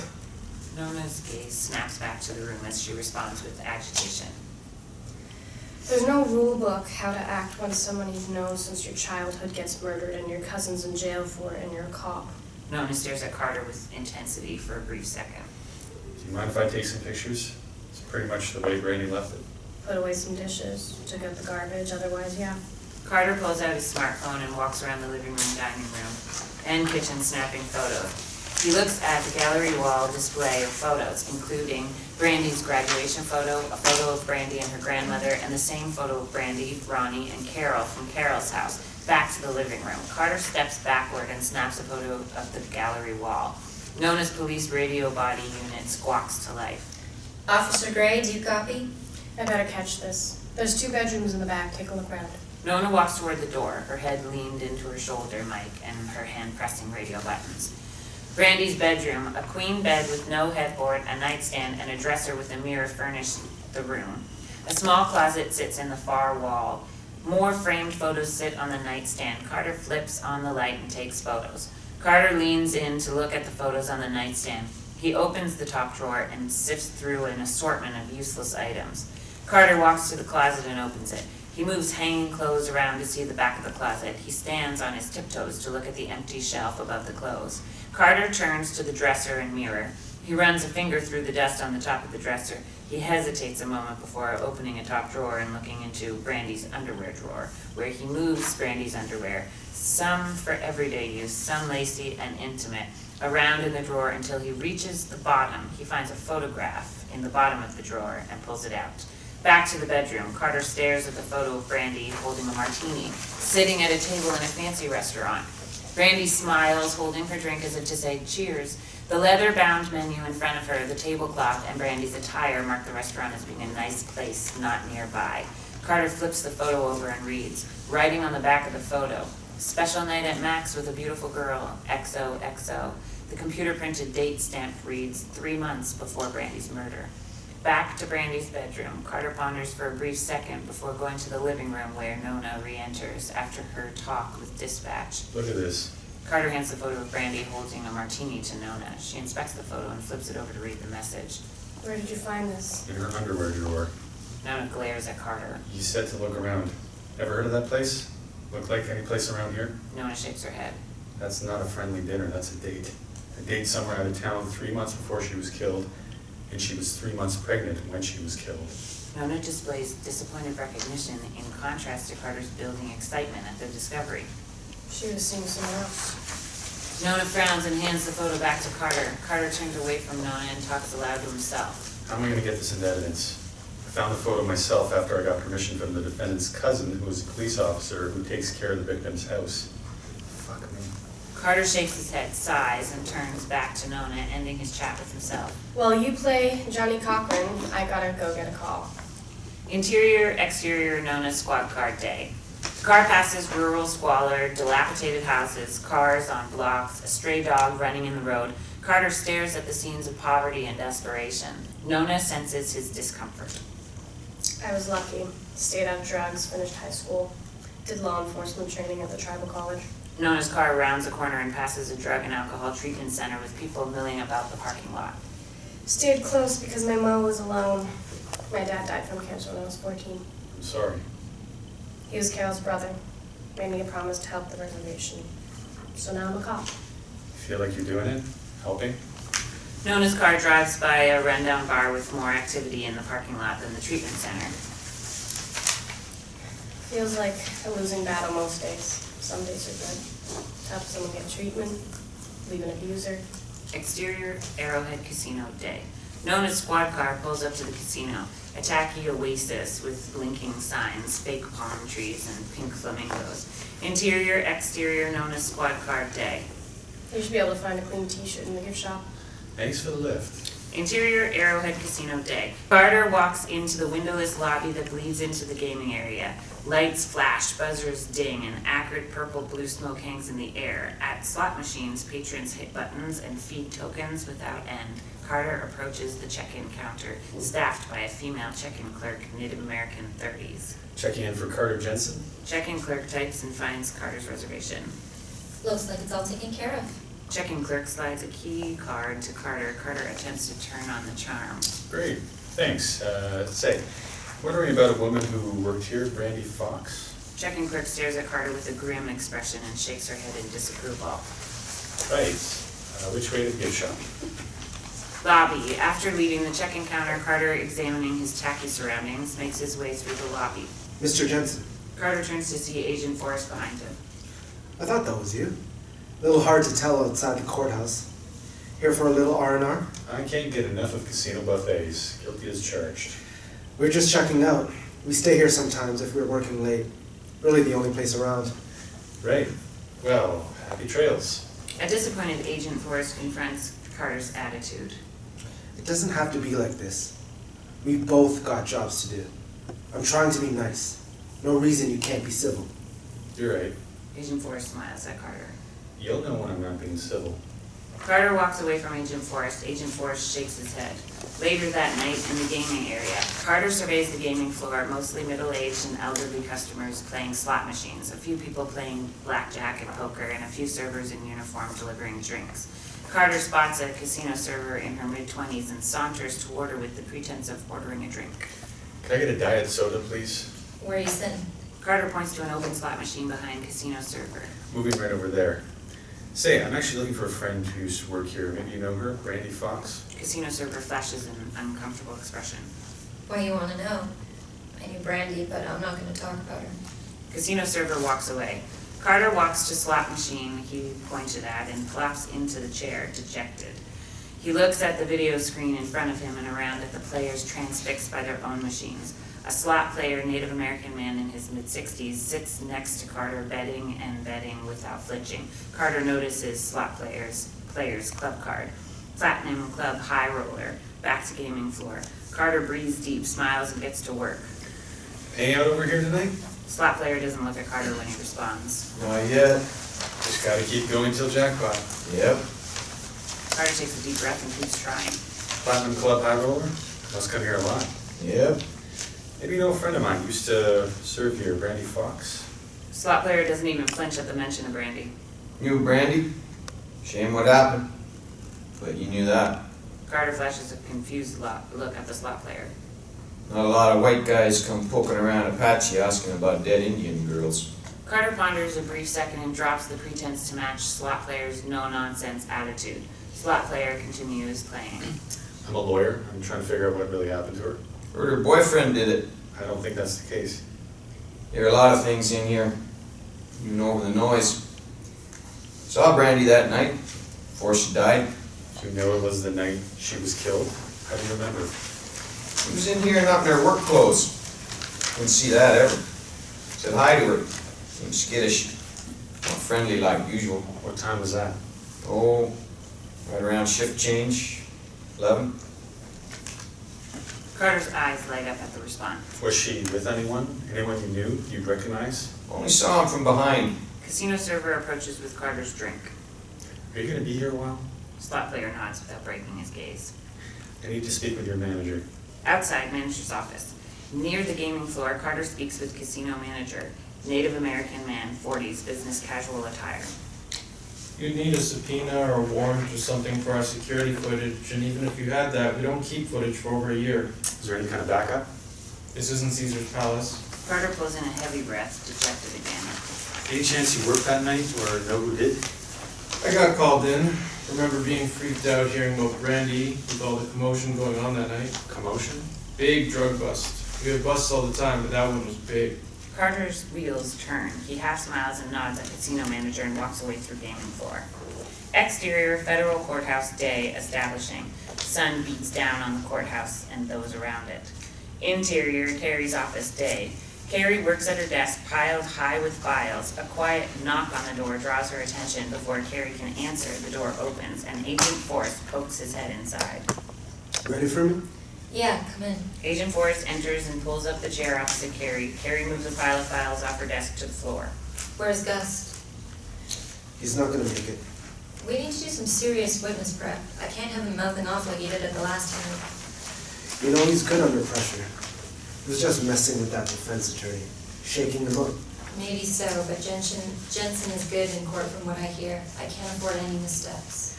Speaking of the defense, Jensen, right? He's a piece of work. Came up to us afterward. Tried to act tough. Bunch of guys in a pissing match. Weird. Then saw him out on Apache. He's kind of a jerk. Anyway, I knew you weren't thrilled with him last time, so I talked to Gus about watching his mouth. He'll be careful. He wants to win too. He's been on Apache longer than anyone. Maybe longer than anyone should be. Agent Forrest leans forward to change the subject. So, what do you have for me? Kari flips through a legal pad, glancing at notes with pen in hand. She drops the pen, leans back, and sighs. Let's just reschedule. I have to get through Gust first. I need your testimony to work together. No problem. I can find something to do with myself for the day. Agent Forrest stands to leave. Any chance you want to grab a drink sometime? I think you really like the Womack. Kari stiffens with surprise and chooses her words with caution. I make it a rule not to get too social with anyone I work with. Right. Kari and Agent Forrest stare in awkward silence for a moment. I'll tell Gus we really need to be here together. Agent Forrest leaves, shutting the door behind him. Kari groans and shakes her head in discomfort. Exterior reservation repair shop day. Carter's car sits in the parking lot, good as new. Nona's squad car pulls up alongside it. Carter and Nona step out. What's next? Some very exciting legal maneuvering and pretrial motions. Tried to get as much of this stuff in as evidence as I can. What can I do? You sure you want to be any more involved than you already are? Ronnie's family. Brandy too. Nona looks at Carter with intense eyes. Carter sighs, looks away, and ponders for a second. Keep an eye on Damon. Figure out what went down at the casino the night Brandy died. Keep digging on Brandy being a snitch. Carter walks to his car, opens the door, and locks eyes with Nona as he looks over the top of his car. They share a serious, meaningful gaze before Carter sits in the car and drives off. Interior, Kari's office day. Kari dials her phone and puts the call on speakerphone. Interior, exterior, Carter's car day. Carter pulls out of the repair shop parking lot. The phone rings through the car's audio system. He glances at the car's touchscreen, reading United States Attorney. Carter presses accept. Intercut Carter's car and Kari's office. Miss Oliva, Mr. Jensen, your office told me you weren't in yet today. I don't have the luxury of FBI agents doing my investigations. Too bad, you've really charmed a couple of them. I have that effect on people. We're down to the wire for trial. I need your witness list and exhibits. Not done yet. Got new stuff to add, working some new angles. It's a little late for that. You've had mine for weeks. You've had a year to prepare. I'll try by the end of the week. Any chance you forego this whole charade and your guy takes a plea? Not on your life. In fact, I'm more convinced than ever that Ronnie's actually innocent, and the jury will agree with me. Kari throws her head back and releases a heavy sigh. How about an informal happy hour status conference? Can't for a couple days. Friday? I'll find something back at the courthouse and email you. Call disconnects. Carter passes a sign. Phoenix, 115 miles. Exterior, Carter's apartment, night. Carter wears the same clothes he's worn for days. He tosses his keys on the small table and kicks his shoes off in the middle of the floor. Carter's living room. The dark living room maintains a sterile quality. A faint whistle catches Carter's ear. He flips a light switch on the wall and walks toward the windows. He calls out in pain as he steps on something. He jerks his foot up and looks at the living room floor to see shards of glass. Back to the living room. While standing, Carter crosses his legs and pulls his foot up to pull out the piece of glass he stepped on.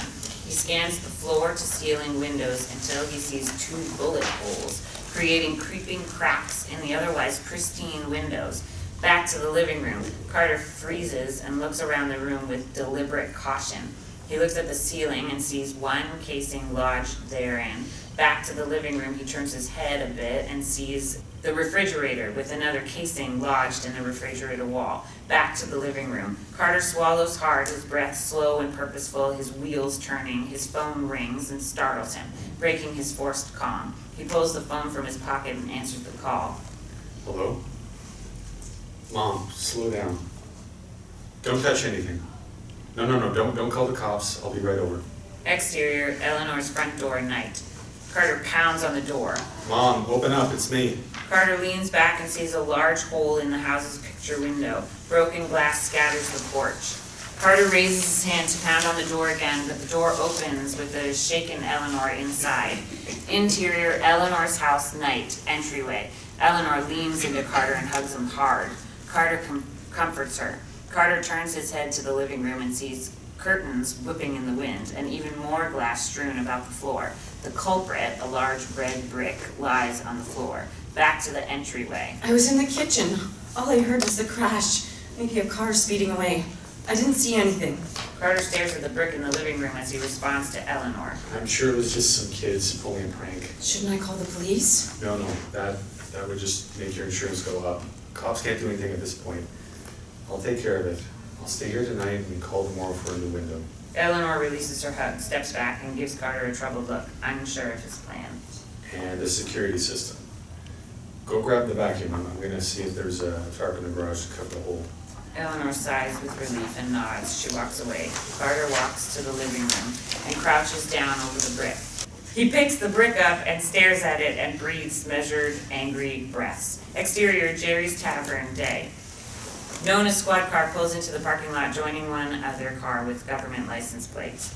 Interior, Jerry's Tavern, day. The dark, dank atmosphere of the bar remains in daylight. Nona takes a few steps, sees two men eating at the bar, and stops walking when she realizes their identities, Agents Gust and Forrest. She leans on the bar and waits for bartender.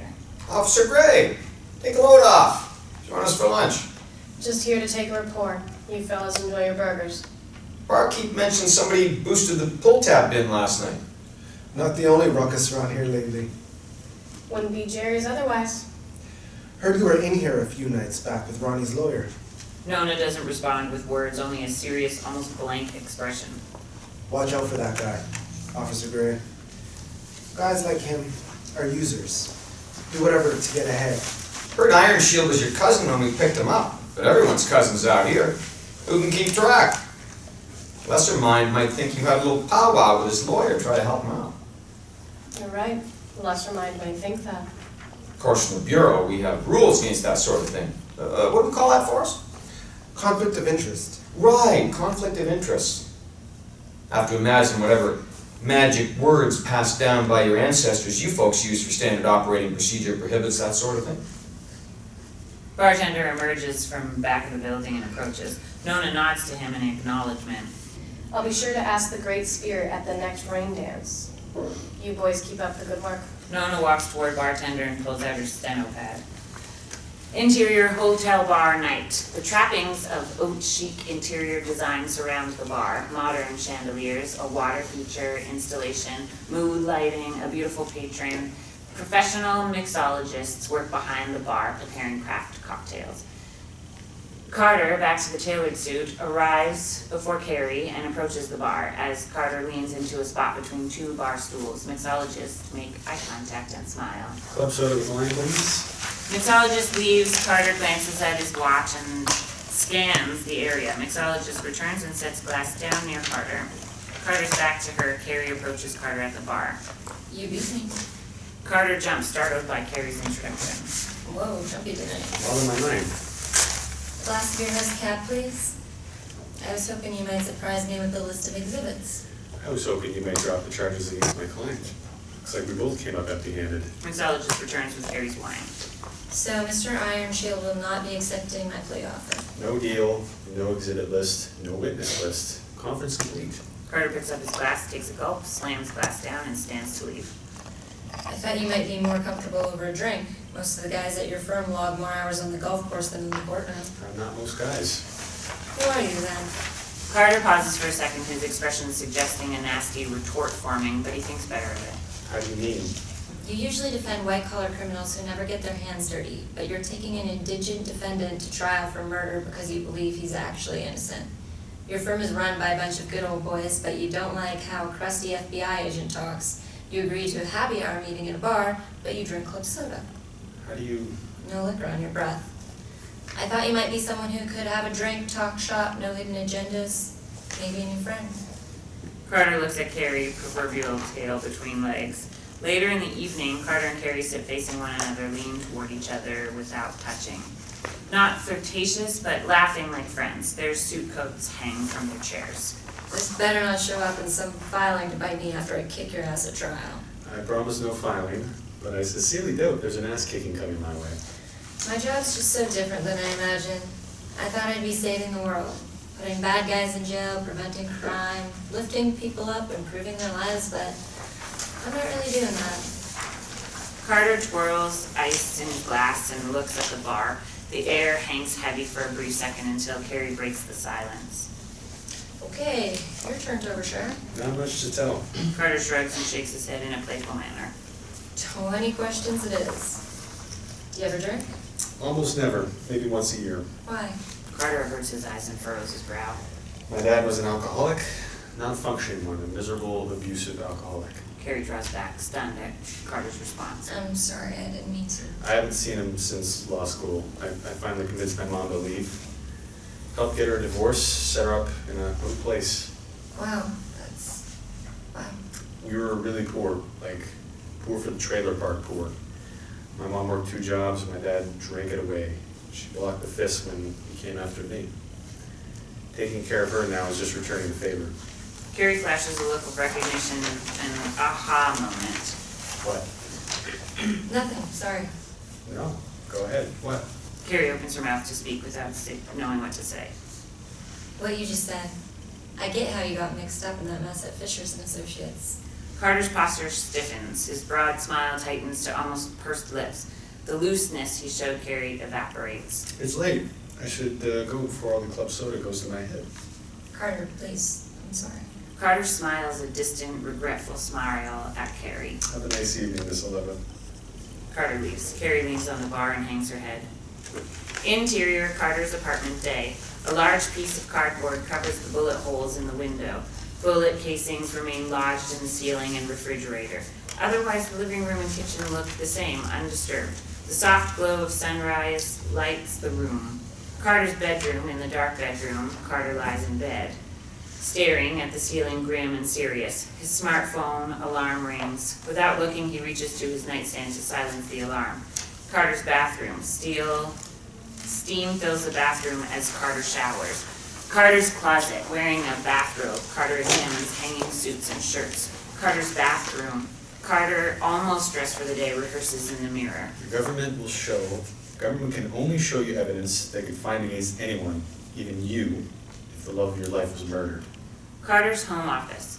With the cork board behind him, Carter in full suit puts files in a banker's box. He scans the top of his desk and picks up the arrowhead Carole gave him. Back to the office. Carter puts the arrowhead in his breast pocket. He picks up the banker's box, takes a breath and glances at the photo of Brandy and Ronnie. Exterior federal courthouse day establishing. Morning commuters and pedestrians move past. Interior federal courtroom day, defense table. Carter arranges files and binders at the defense table. Ronnie, escorted by a U.S. Marshal, enters from a door inside the courtroom well and approaches Carter. Shackles on Ronnie's feet and cuffs on his hands attached to a waist chain clink as he moves. Ronnie wears orange scrubs. U.S. Marshal removes wrist cuffs but leaves shackles. The judge denied my motion for street clothes. How you doing? Okay, scared? From behind, Nona, out of uniform, and Carole approach Ronnie and Carter, remaining in the gallery behind the bar. Carole, misty tears in her eyes, hugs Ronnie. It'll be okay, Ma. Carter motions to Nona to step aside to talk. Poked around with a friend at the FBI. As far as she knows, Brandy wasn't an informant. And dead end on the bust. No clear connection. Without a direct connect, all the CI stuff is hearsay. I couldn't get the picture in either. Casino guys didn't know. Walking to her table, Kari passes Carter. Carter and Kari make eye contact. Kari shares a soft smile. Carter returns a wistful smile and looks away. Carole, Nona, and Ronnie chatter behind Carter. All rise. The Honorable Sophia Quintanilla presiding. Judge's bench. Judge Quintanilla strides to her bench. Please be seated. Judge Quintanilla takes her seat and examines the courtroom. Courtroom. The jury, mostly white and middle-aged, not a single Native American, not yet bored by the trial, watches with interest. Kari perches straight as an arrow at the prosecution table. Carter and Ronnie sit at the defense table with Carole and Nona behind them in the gallery. Judge's bench. We will go on the record. Courtroom. Kari conducts Agent Gust's direct examination from a lectern in the courtroom well. Agent Gust answers from witness stand. Agent Gust, to summarize for the jury, were you able to determine who was responsible for the murder of Brandy Fox? Yes, the defendant, Ronnie Ironshield. Nothing further. Kari strides back to the prosecution table. Mr. Jensen, your witness. Carter approaches the lectern with confidence. Carter and Gust share a lingering stare of mutual disdain. Agent Gust, you've effected many arrests on Apache Reservation in your 18 years there. Correct. Ever arrested someone who was eventually acquitted at trial? Kari rises to object. Objection, relevance. Without missing a beat, Carter replies to the objection. The jury has a right to know about the accuracy of Agent Gust's investigations. Judge Quintanilla admonishes Carter with her expression. Sustained. Mr. Jensen, limit the scope of your questions to the matter at hand. Several jury members shift in their seats. Others take notes. Carter moves forward without a second's hesitation. You collected DNA in this case? Yes. Received a report from your crime lab analyst? Yes. That report said the DNA found on Mrs. Fox's body could have been transferred by casual contact, didn't it? That's not what happened here. I'm asking about your recollection of your own expert's report, Agent Gust. Yes or no? Agent Gust inhales and shifts in his seat. Yes. Casual contact refers to DNA being transferred in routine human interactions, right? That's not my area of expertise. At the very least, in your training and experience, you've learned a violent crime doesn't have to occur for DNA to be transferred. Yes. Knowing that casual contact possibly led to DNA from Mr. Ironshield getting on Miss Fox, did you pursue other suspects? We didn't need to. You didn't need to pursue other suspects despite having no conclusive evidence of Mr. Ironshield's guilt? Kari rises to object. Objection, compound question, and he's mischaracterizing testimony. Withdrawn. Ever heard of Damon White Owl? Kari can't even sit before objecting as Agent Gust answers. Yeah, I knew. Objection, Your Honor, what is the point of this? Your Honor, I'm probing deficits in the government's investigation. He's already answered the question. Overruled for now. Stay focused. Kari sits. Carter steps out from behind the lectern and moves toward the jury box and witness stand. So, you know Damon White Owl. Knew him, yes. Were you aware he was an associate of Mrs. Fox's? Was, yes. Did you consider him a suspect in Mrs. Fox's murder? Kari furrows her brow, poised to rise to object. He was found dead last night. Drug overdose. Carter's eyes widen. Jurors flash expressions from confusion to disgust. Nona's mouth drops at the revelation. Carter regains his balance without missing a beat. He was very much alive at the time of Mrs. Fox's murder, correct? Judge Quintanilla expresses frustration at Carter. Move it along, Mr. Jensen. Carter returns to the lectern and steadies himself. Agent Gust, you submitted a series of redacted... Kari jumps to her feet. Your Honor. Mr. Jensen, the matter was handled in pre-trial motions. Move on. Carter's face betrays his frustration. Agent Gust, in your 18 years on Apache Reservation, how many times have you been subject to discrimination or excessive force complaints? Kari's chair screeches against the floor as she forces her back to raise to object. Carter speaks before Kari can. Withdrawn, nothing further. Your Honor, sidebar. Counsel, please approach. Kari and Carter walk to the judge's bench. Judge's bench sidebar. Mr. Jensen, stop trying to put nonsense in the jury's head.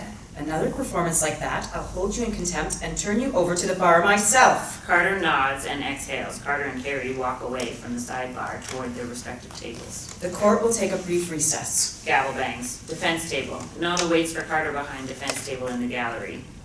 We stayed in Phoenix last night. I had no idea about White Owl. It's fine. I don't have to prove exactly who did it. Just show the jury Ronnie didn't do it. And right now, they don't trust Gust. I'm on thin ice with the judge. Kari stomps toward Carter. Carter looks from Nona to Kari. They lock eyes. Kari shakes her head as she passes Carter. Interior Federal Courthouse bathroom day. Inside the courthouse bathroom, a sink, 2 urinals, and a toilet stall form a corridor. Carter uses a urinal. Agent Gust enters, walks to, and uses the urinal next to Carter. Bathroom 2 floors up. Man expects to have some privacy. Carter doesn't respond. The two men stand at the urinals, vulnerable and exposed, smoldering tension filling the air, each trying to intimidate the other with silent presence, refusing to be the first to flinch. With deliberate motions, Carter zips his pants, flushes, steps to sink, washes hands, pulls paper towels from the dispensers next to sink and dries his hands. Carter throws paper towels in garbage can and leaves. Interior Federal Courthouse hallway, outside bathroom day. Carter exits the bathroom, breathes a deep breath after the uncomfortable silent showdown, and steels himself to return to the courtroom. Interior Federal Courtroom day. Carter cross-examines Agent Forrest. As part of your investigation, you interviewed the defendant's mother, Carole Ironshield, correct? Yes, that's correct. She told you Mr. Ironshield was home with her at the time of Mrs. Fox's death. Correct. Has she ever been convicted of a crime of dishonesty? Any crime at all? Ever? Not that I'm aware. Yet your report reflects disbelief in her statement. Yes, She is his mother. Is it your FBI training that tells you law-abiding, hard-working mothers are not to be trusted? Several jury members share displeased expressions. Objection, argumentative. Carter continues without skipping a beat. Withdrawn. Agent Forrest, did you search Mrs. Fox's home? No. So, you couldn't have turned up evidence of an affair or drug use. Kari rises to object, her nerves frayed by Carter's tactics. Objection. I'll rephrase. Did you consider Miss Fox may have a drug relapse? Her autopsy report was negative for illegal drugs. Maybe she was dealing. Brandy wasn't a drug dealer. Did you determine the identity of the person who impregnated her? There was no match in CODIS.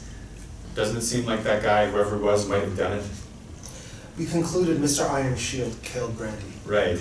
The guy with the alibi who wasn't the secret baby's father. Kari bolts to object. Carter concludes before she can speak. Nothing further? Jury members watch with skeptical expressions. Carter leaves the lectern. Ms. Oliva, redirect. Yes, Your Honor.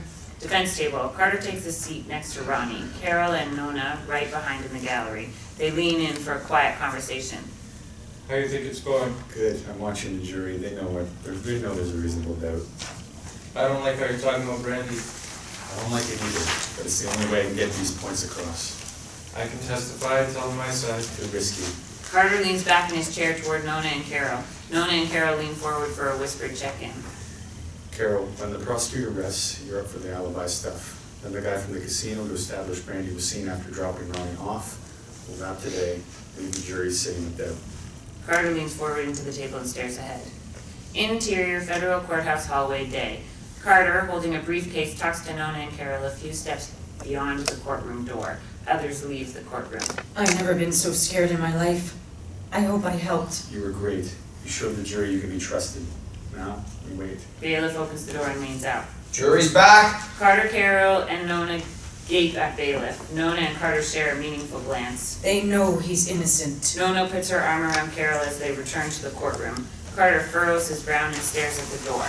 Interior Federal Courtroom day. Everyone assumes their positions. Carole and Nona hold hands behind Carter and Ronnie. Carter scans the jury box, searching for a hint of the outcome. Kari stares forward. Madam Forewoman, have you reached a unanimous verdict? Forewoman stands in the jury box to address the judge. We have, Your Honor. What say you? On the charge of murder in the first degree, we find the defendant, Ronnie Iron Shield. Nona holds Carole's hands as Carole bows her head in prayer. Kari stares forward. Ronnie looks at the table and Carter looks at the jury. Carter places a hand on Ronnie's shoulder. Guilty. Carter tightens his hand on Ronnie's shoulder. Carole screams behind them. Carter's ears ring like a bomb has exploded. Ronnie stares at the table, shell-shocked. Carole and Nona cry. Nona comforts Carole.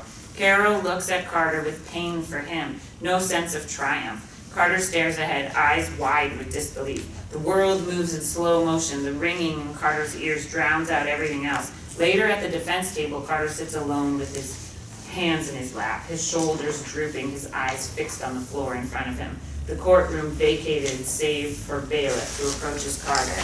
Time to clear the courtroom. Carter snaps out of it with a small shake of his head and a heavy sigh. He responds without words, nodding at Bailiff. He stands, grabs his briefcase, and takes in the courtroom.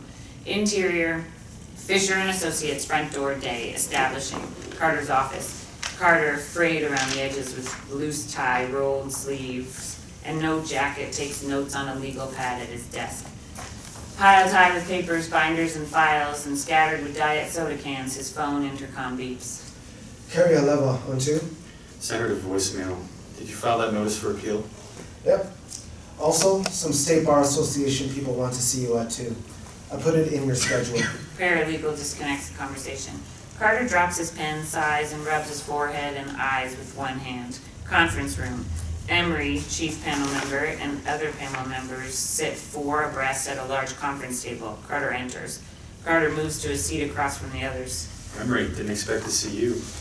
You're a hard guy to get a hold of. Mr. Singh informs us you put up quite a valiant effort at trial. You worked almost around the clock for weeks. No one could have done it better. I spoke with the other members of the panel. We're comfortable removing restrictions and restoring you to unencumbered practice. Carter stares expressionless. Others sit in awkward silence. An innocent man was convicted. Chief panel member shifts in her seat and looks to Emery with confusion. I'll see to it he gets everything signed. All 3 panel members stand and leave the room. Carter, buddy, this is good news. You worked really hard for your guy. I've heard nothing but great things at the courthouse. Who cares? You should care. You're back to 100%. This is what you worked for, what you wanted. Is it? Emery stands, moves behind Carter, and puts his hand on Carter's shoulders. It's been a rough few days, a rough few months even. Get some rest, get some distance. You'll feel better. Emery walks to the door and opens it. He turns to Carter before exiting. I'm proud of you, Carter. You're not Frank Fisher Jr. You're the guy I always knew you were. Emery leaves. Carter remains seated in the silence. Exterior, Eleanor's house, night. Carter's car pulls into the driveway. Interior, Eleanor's house, night. Eleanor answers the front door to Carter, eyes puffy, hair amused, tie loose, lit from the porch light above him. Carter enters and hugs Eleanor, burying his head in her shoulder. A surprised Eleanor pats Carter on the back with worry and confusion on her face. Eleanor's living room. Carter and Eleanor sit on Eleanor's couch. Carter in the corner, Eleanor in the middle with knees pointed toward him. Honey, everybody loses a case at some point, right? You can't be so hard on yourself. This one is just different, but it's more than that. Eleanor's kind world, weary eyes search Carter's face. Carter hesitates and takes a deep breath. I got in trouble, big trouble. That guy you saw in the paper, Frank Fisher, I lied to you about him. I worked with him a lot. Well, you work at Fisher & Associates. It's more than that. Frank was involved in some bad deals with some big guys, lots of money. That's what the paper said. Carter pauses, working up the courage to tell the truth. I helped him. Eleanor remains even-keeled, no shock or surprise. I played like I didn't know what they were doing, but I knew. We got these stock tips. The money was insane. Nobody, lost their life savings. When the FBI came and busted Frank and offered me a deal to provide information to stay out of jail, I took it. Do you pay for this house with that money? Carter hangs his head and stares at his lap. Tears roll off his cheeks. Carter. Carter sniffles and wipes his eyes. I wanted to make sure that you were set. But it wasn't just you. I liked the money too. Liked that Frank trusted me. Liked being a big shot. What happens to you now? I worked out a deal with the FBI and the U.S. Attorney to avoid prosecution. But I still have to go before the bar. That's why I had this case. Eleanor has an aha moment as the pieces fit together. Oh, They just restored me to full practice this afternoon. so you're walking away scot-free. Mostly. This man you're defending, you'll keep helping him. I want to. No, you will keep helping him. You messed up and you're here talking to me. He's innocent and he's behind bars tonight. How did I get so far off track? We all do sometimes. I was off track with your dad for 25 years before I got back on my feet. Important part is when you get back up, you keep fighting forward. Eleanor stands and pulls Carter up with her. Now, I'm gonna order a pizza, you're gonna shut up and eat some. Then you're gonna pull yourself together and keep fighting for your client. Eleanor and Carter hug.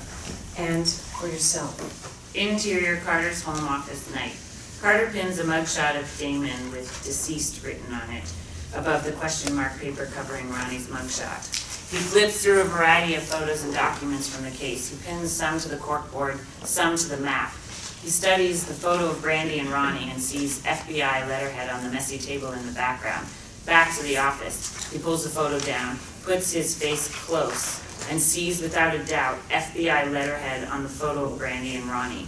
Back to the office. Carter whirls back to his computer monitor and scrolls through files to find the photos he took at Brandy's house. He scrolls through photos, finds the table and zooms on the letterhead, obscured but clear enough.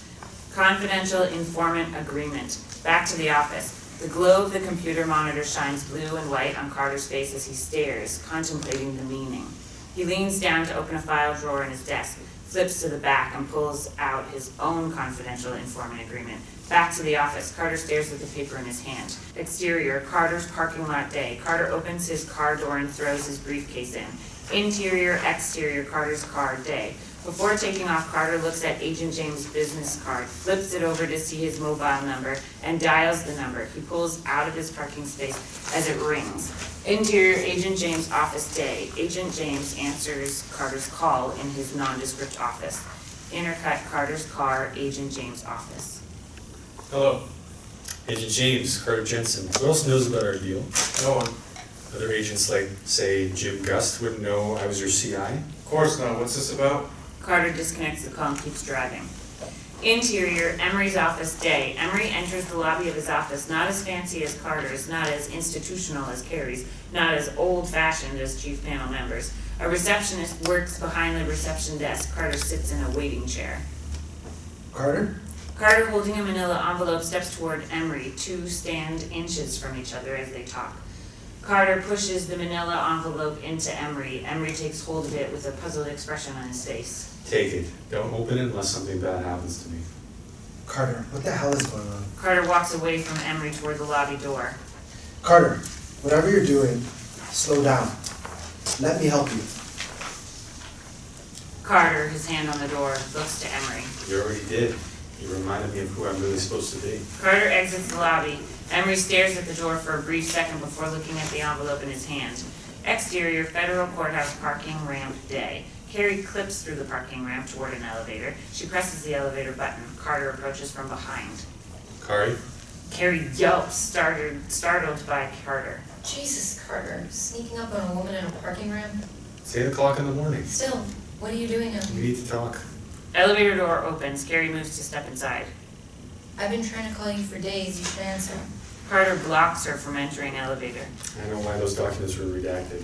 Elevator closes. Jesus, Carter, let it go, or take it up on appeal. A businessman enters the area and pushes the elevator button. Carter leans in closer to Kari and whispers to talk. Randy was an informant for Gust. I found her CI agreement. She was working for him. There was a bust where she worked the same night she was killed. He lied to you. Even if that's true, that doesn't mean Ronnie didn't kill her. What if Gust knew more about her death than he let on? Kept it to himself to protect his investigation. So he let an innocent man get a lethal injection to protect an investigation? No way. The elevator door opens. You two waiting for the... Carter shoots businessman a withering glare. Businessman enters elevator and door closes. Carter and Kari talk at a normal volume. It wasn't a DNA match for the fetus and CODIS because the father didn't have a criminal record. It was Gust. They started having sex when she was a CI. Oh my God, Carter, I've heard of sore losers, but this takes the cake. Kari stomps to elevator and presses button. Look at me and tell me you don't think something about this case stinks. Why did they just ignore other suspects? How could they be so sure with so little? Gust was protecting himself. Elevator door opens. Kari holds the door. You're wrong. Prove me wrong. DOJ keeps DNA files of agents. Make some calls. Compared Gust's DNA to Brandy's fetus. You've lost your mind, not to mention that's an illegal invasion of privacy. I would lose my job. I'm gonna figure this out, with or without you. Elevator dings because Kari's been holding it open. She shakes her head at Carter and enters. Call me when you calm down. Kari steps into the elevator and the door closes.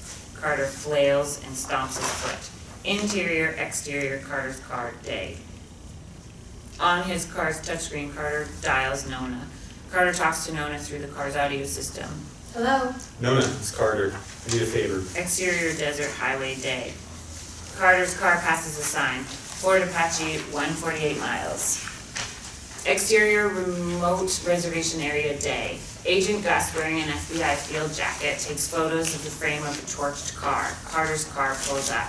At the sound of a vehicle approaching, Agent Gust stops taking photos. He sees Carter's car approach. Carter exits his car holding a small stack of papers. Gust sees Carter and returns to taking photos. Carter approaches Gust. Damon's car. Pals took her for a joyride after he OD'd.